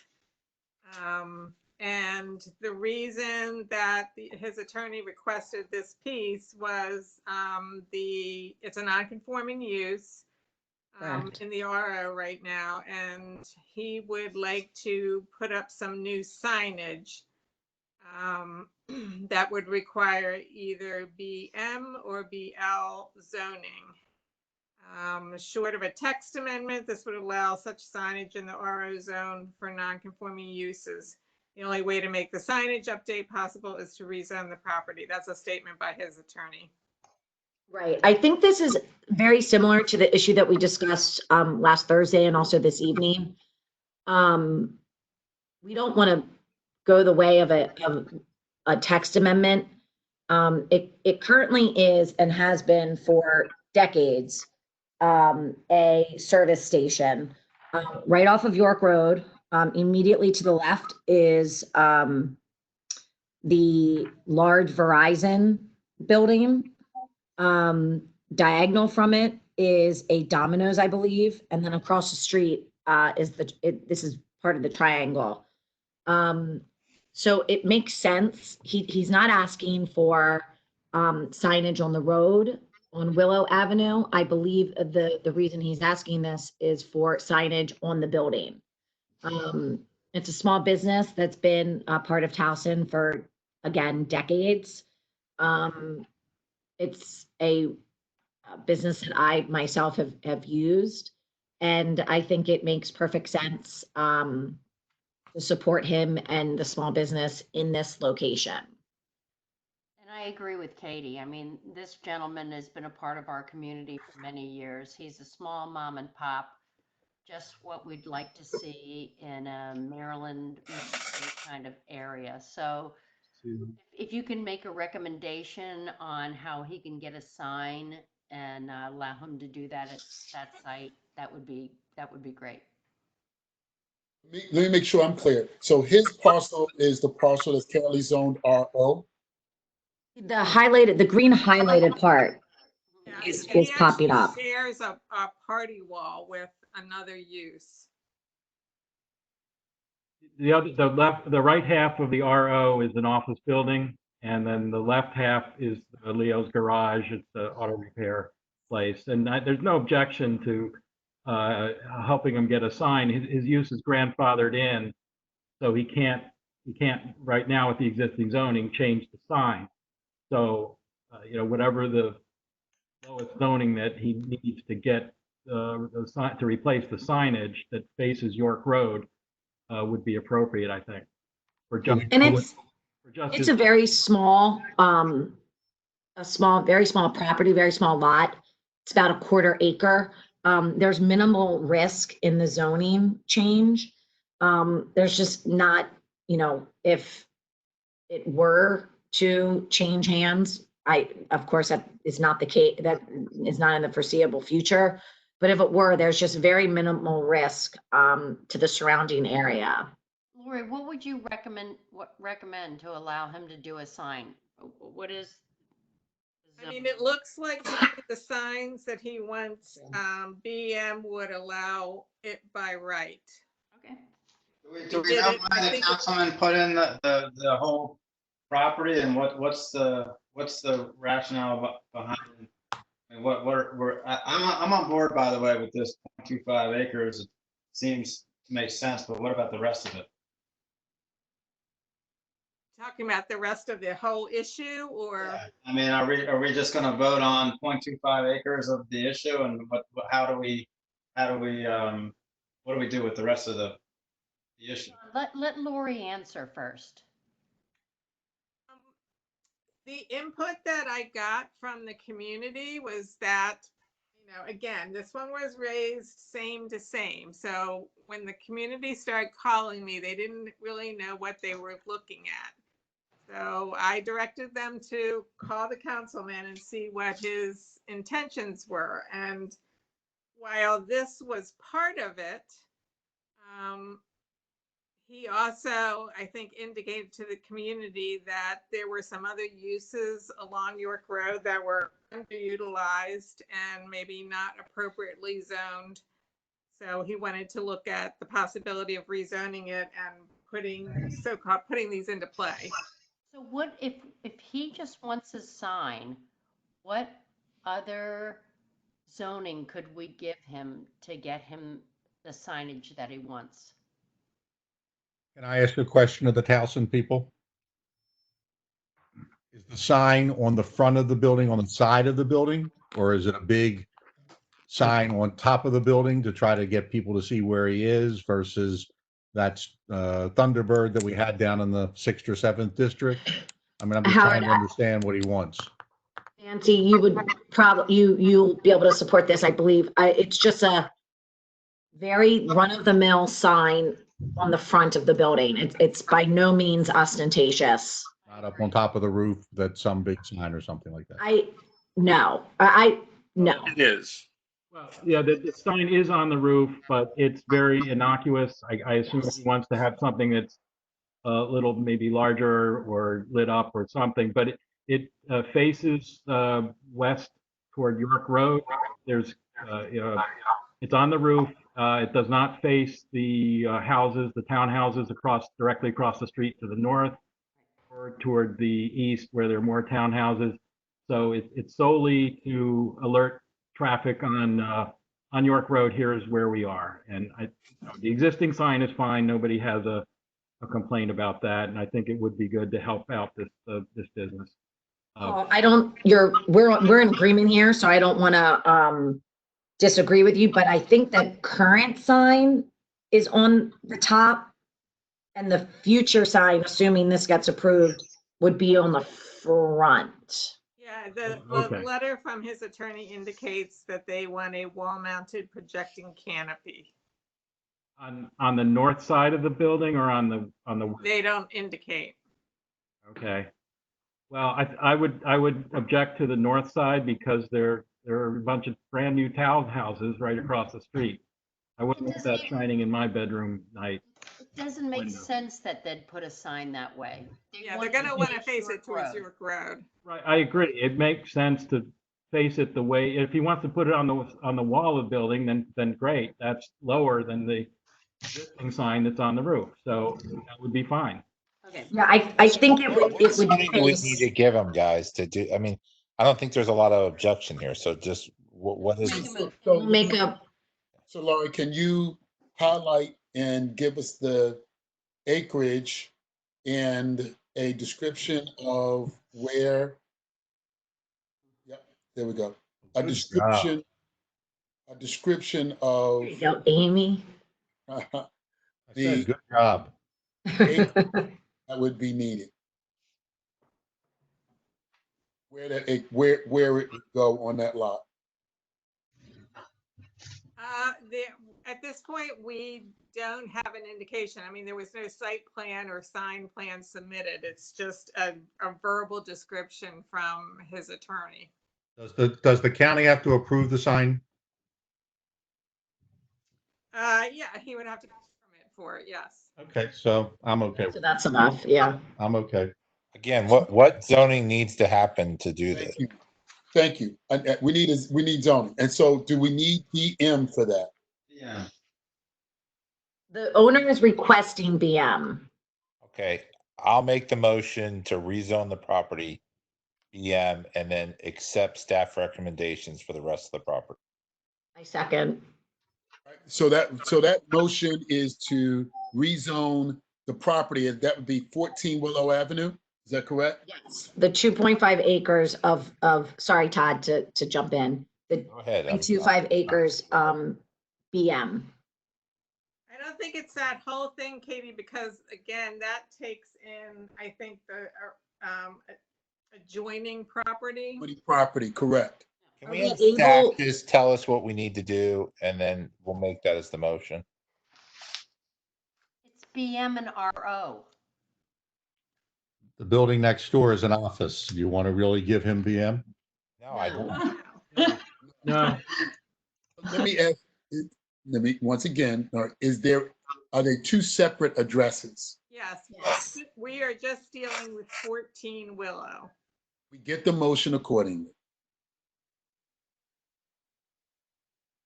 To rezone, What do we need? to rezone property address of 14 Willow. Willow to BM and to adjust the rest of the zoning to meet staff's recommendations. Great. Staff can do the calculation. Mr. Warren, is that your motion? That is my motion. I second. Right, that is Mr. Warren and Ms. Hafford.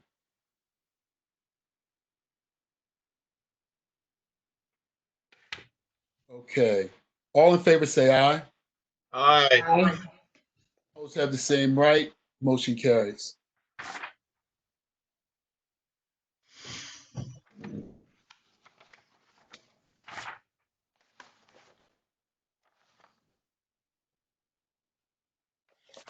One second.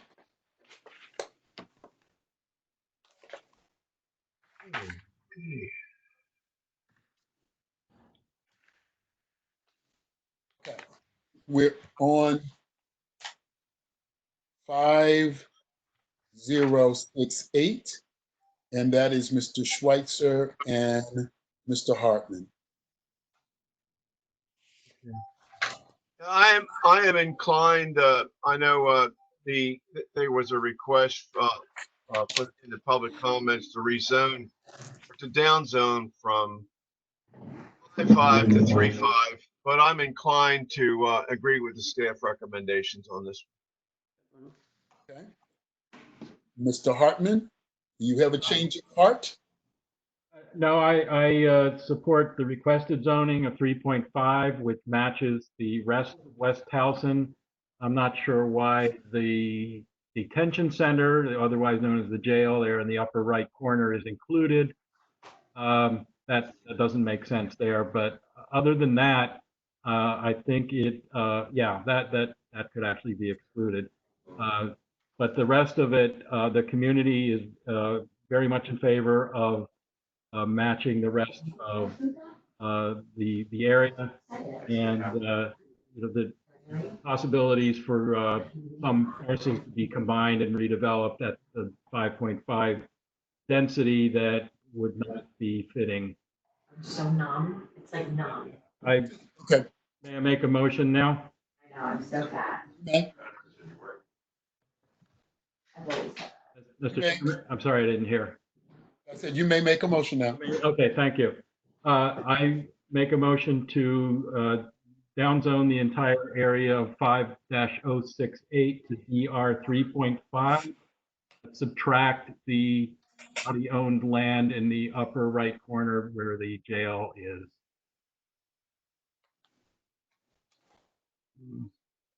Just leave the existing zoning there. I guess that must be 5.5 then. It's 5.5. I don't think it matters what it is. The jail is not going anywhere. Okay, you've got a motion from Mr. Hartman. Is there a second?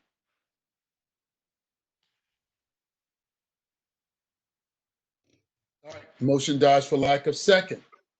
Is Make a there- motion to, I make a motion for staff recommendations. Okay, Second. Mr. Warren.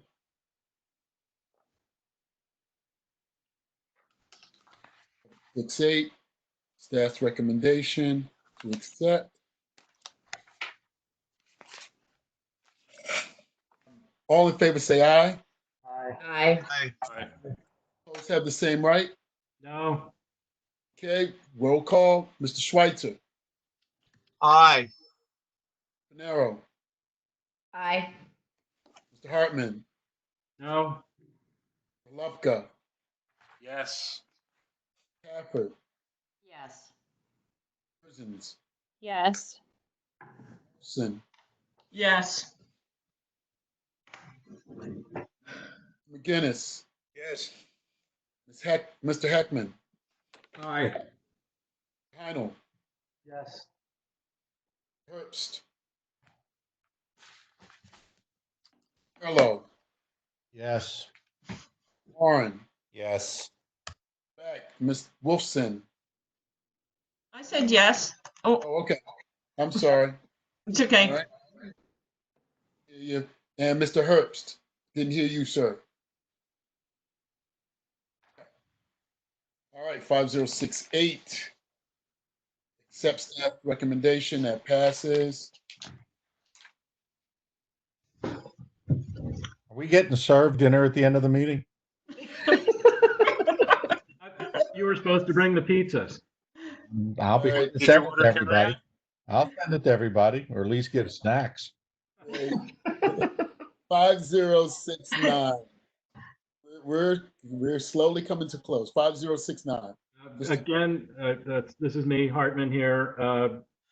Requested zoning, DR1NC is appropriate for this area for exactly the same reasons as I stated in the other DR1NC. I don't believe there's a police station in this area.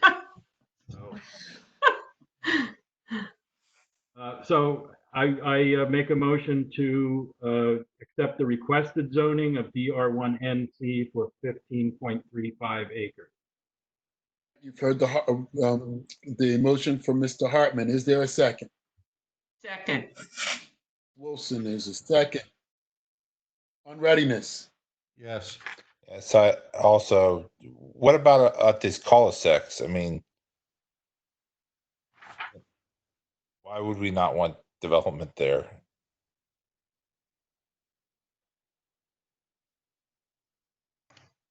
This is all county-owned land, correct?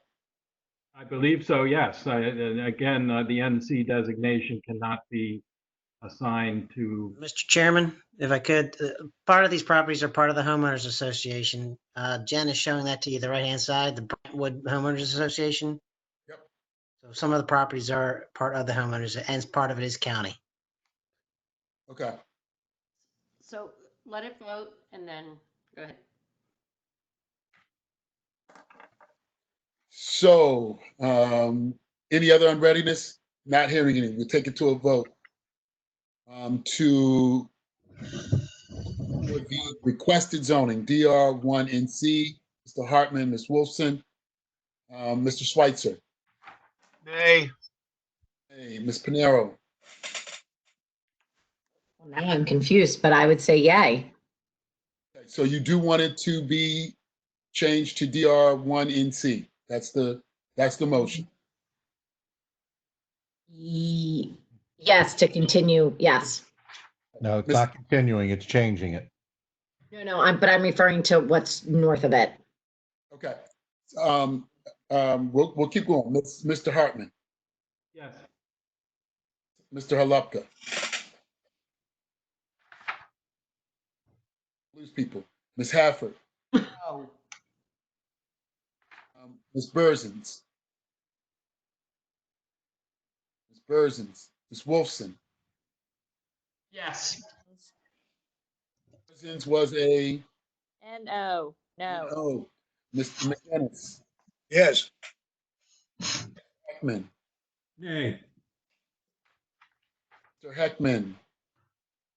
No. Mr. Heinel, No. Mr. Herbst, Nay. Perlo, No. Warren, No. Mr. Halupka, No, sorry, had my mic off. motion fails. Make a motion to accept staff recommendation. Perlo's Second. motion to accept staff's recommendation. Second. 069. Hold on a second, Mr. Perlo and Mr. Warren. 5069. Well, my notes are going to get messy on this one. To accept. Scratching out. Okay, that's why we got the recording. Carry this directly to a vote to accept staff's recommendation. Mr. Schweitzer, Yes. Ms. Panero, Yes, and I apologize. I was distracted the last vote, and I changed my vote for the previous one, and now I vote yes as well. you'd like the record to show that you changed your vote for the previous one. You were a nay. Is that correct? I was a nay. Okay. Record will reflect nay in the previous vote. All right. Distracted by my children. I apologize. Understood. It's I don't have little ones, but I know it's getting close to bedtime. Mr. Hartman, Mine too. Hartman, no. all right, Halupka, Yes. Hafford, Yes. Hafford, Yes. Berzins, Yes. Wolfson, No. McGinnis, Yes. Mr. Heckman, Yes. Heinel, Yes. Herbst, Yes. Lowe, Yes. and Mr. Warren. Yes. Passes to accept staff's recommendation. We're going to move to 5070, which was requested by Mr. 5070 is once again DR1NC is the requested zoning. This is in the Southland Hills neighborhood. It's a little tiny triangle that the county owns. The community association asked the councilman to downzone to DR1NC. That's what the requested zoning is, with 0.03 acres of DR 3.5. So I make a motion to accept the requested zoning of DR1NC 0.56 acres and DR 3.5 of 0.03 acres. The motion, is there a second? Second. Mr. Schweitzer, there's a second. All right. Any unreadiness? All right, let's take this to a vote. Can I ask a question of staff before you take it to a vote? Sure. Staff, what if the county needed to widen roads on any of these? I mean, I was looking at White Marsh Boulevard before. I'm looking here, can they do that if we take it down to DR1NC? Well, as Jeff said before, I don't think we have to pay attention to abide by our zoning laws. Okay, I just want to be sure that I'm just looking at the White Marsh, the one before, just they needed to widen that to 4 lanes or 5, it could be hard if we can't do it. That's my concern. Okay, go on. I got my answer. Okay, Mr. Schweitzer, I vote yes. Ms. Panero, Yes. Mr. Hartman, Yes. Halupka, Yes. Tafford, Yes. Berzins, Yes. Ms. Wolfson, Yes. McGinnis, Yes. Mr. Heckman, Yes. Heinel, Yes. Yes. Lowe. Yes. Yes. Okay.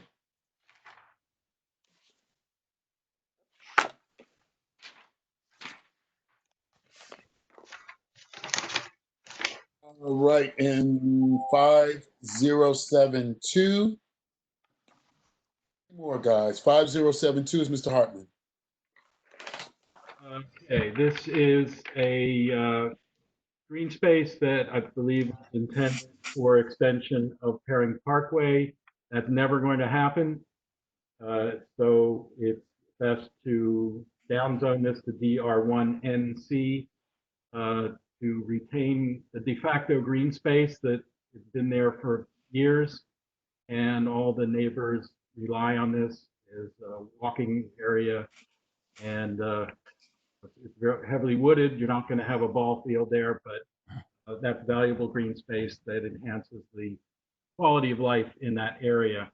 So I move to downzone the area to DR1 NC 6.90 acres.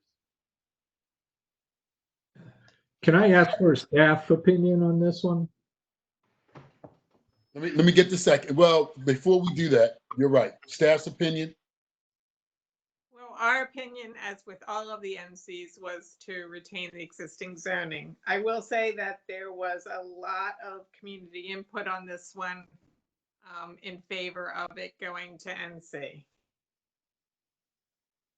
Did staff recommend keeping it the same because there was already environmental buffers or restrictions?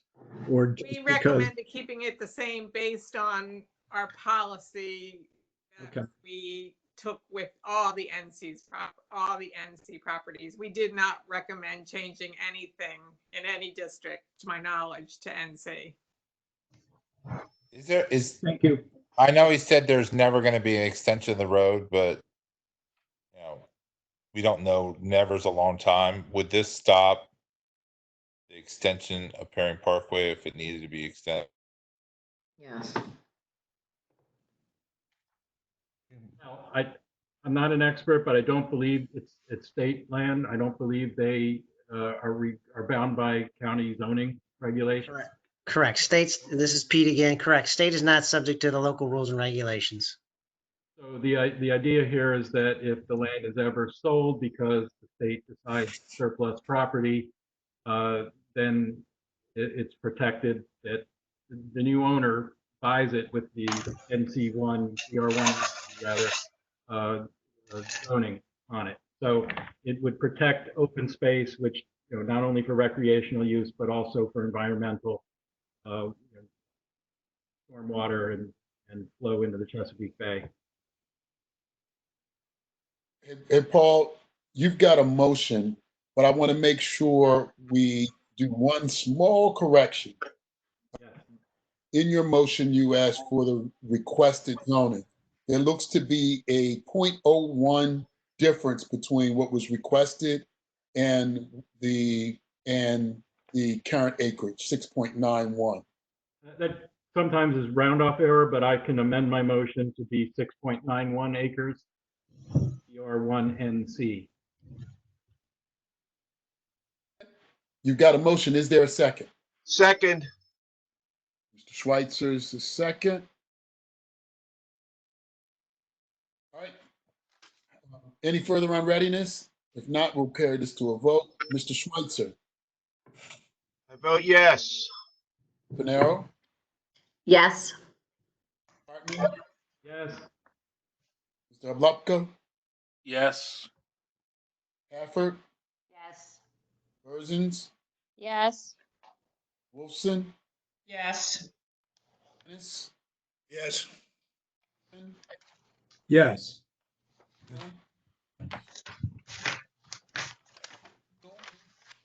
Yes. Muted. Yes. Mr. Perlow. Yes. Okay. Mr. Warren. Yes. Okay. 5072. Motion carries. 5074. Yeah, Mr. Hartman. Okay, this is Cromwell Bridge Road, right. This is another area that's already DR1. So the requested zoning is to add the NC designation. Again, it's owned by the county. It's just a thin strip of land, but it's a hilly area. The red kind of thing there is where Cromwell Bridge Road is.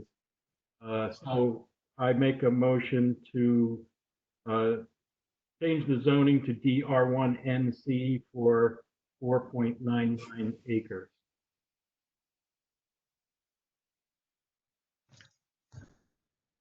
Is there a second? Second.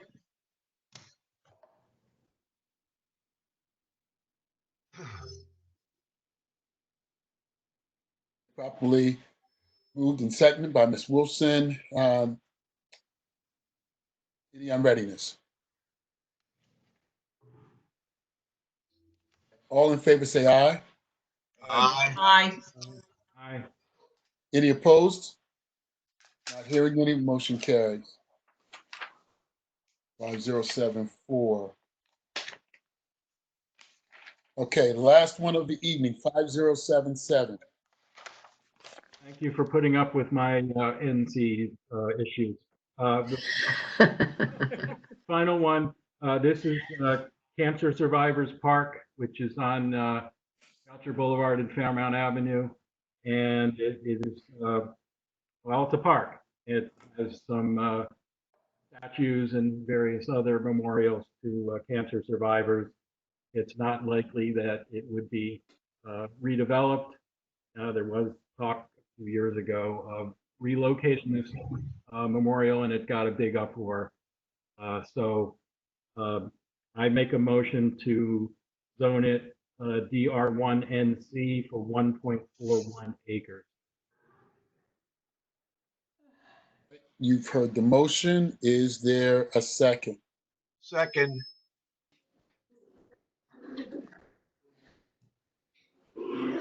Readiness. Yeah, unlike some of the other ones, Paul, I think this one, if he could find a place to relocate it at some point, 50 years from now, this could be a valuable piece of property for Mercy. Well, the donors who funded the park objected to moving it. So because there was talk of moving the Towson branch of the library to this location. I don't think it's big enough, but I don't know, that might have not been a feasible thing to do. Well,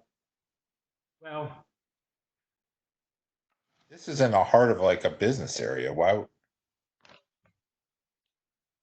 yeah, the mall is right next to there, the BMDT, and what's that called? The round thing. What's the name of it? Heber Plaza? No. Hampton Plaza. Hampton, thank you. The plaza, yeah. I think there's some things that are just right in the world and wrong in the world, and I say you keep it there. It's next to a lot of residential. It's a huge mall there. There's plenty of commercial, and I think the cancer park should stay. I think it would be a big problem to move that. I just think a lot of people have spent time there thinking of their loved ones, so I would go with that. I also don't think it's a great location for commercial. Well, the people Example. the people that funded that wanted it in a prominent location where it could be seen by folks. And you could always move it somewhere else if it was rezoned and so forth, but you move it where else. The point is that you have to honor the people that funded it and the people it's dedicated to. Great. Paul, make your motion. Enough commercialization is great, but it should have its limits. Right. I thought I had a motion on the floor, but I move. You got a motion on the floor, DR1 NC 1.41, which was seconded by Mr. Schweitzer. All in favor, please say aye. Aye. Both have the same right. Not hearing any, motion carries. That is it for this evening. All right. Any administrative matters from staff? Any cleanup based on what we did this evening? We'll have to see what we find when we go through all of our notes. done. If we could know before tomorrow night, whatever we've got to have, so we can have our information in front of us, that would be helpful. What If is there planned for Thursday night? So I think Thursday night was set aside as potentially a cleanup night. If there was something that we didn't get to, we would be able to have a moment on Thursday to address any of those issues. I would ask you to hold on to Thursday evening. Hopefully we will not need it, but I would ask you to hold on to Thursday evening.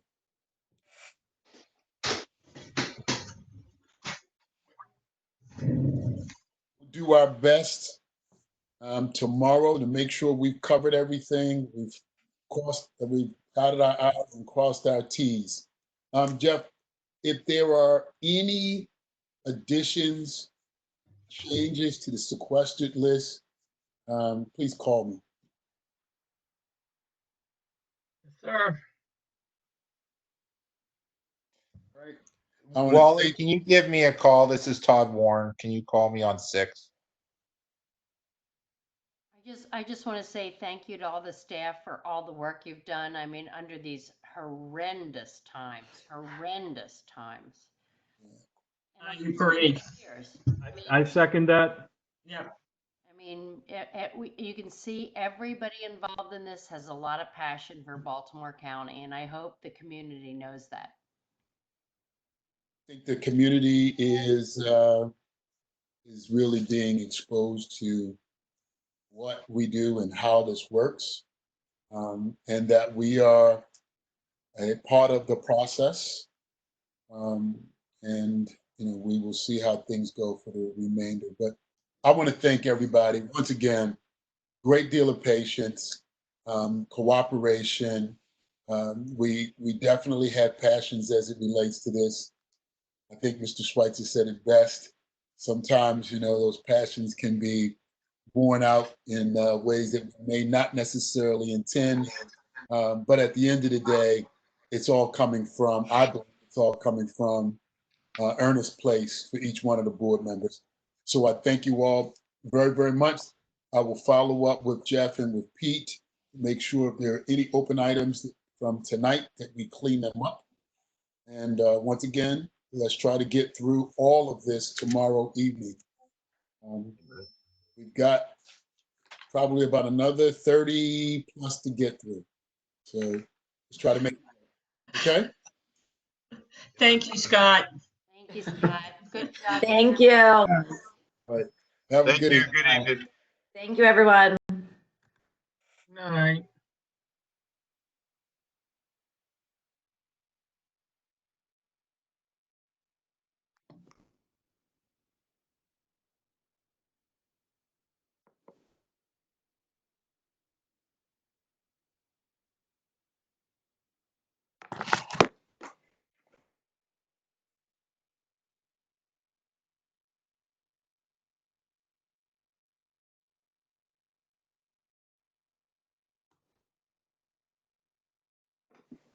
Ugh.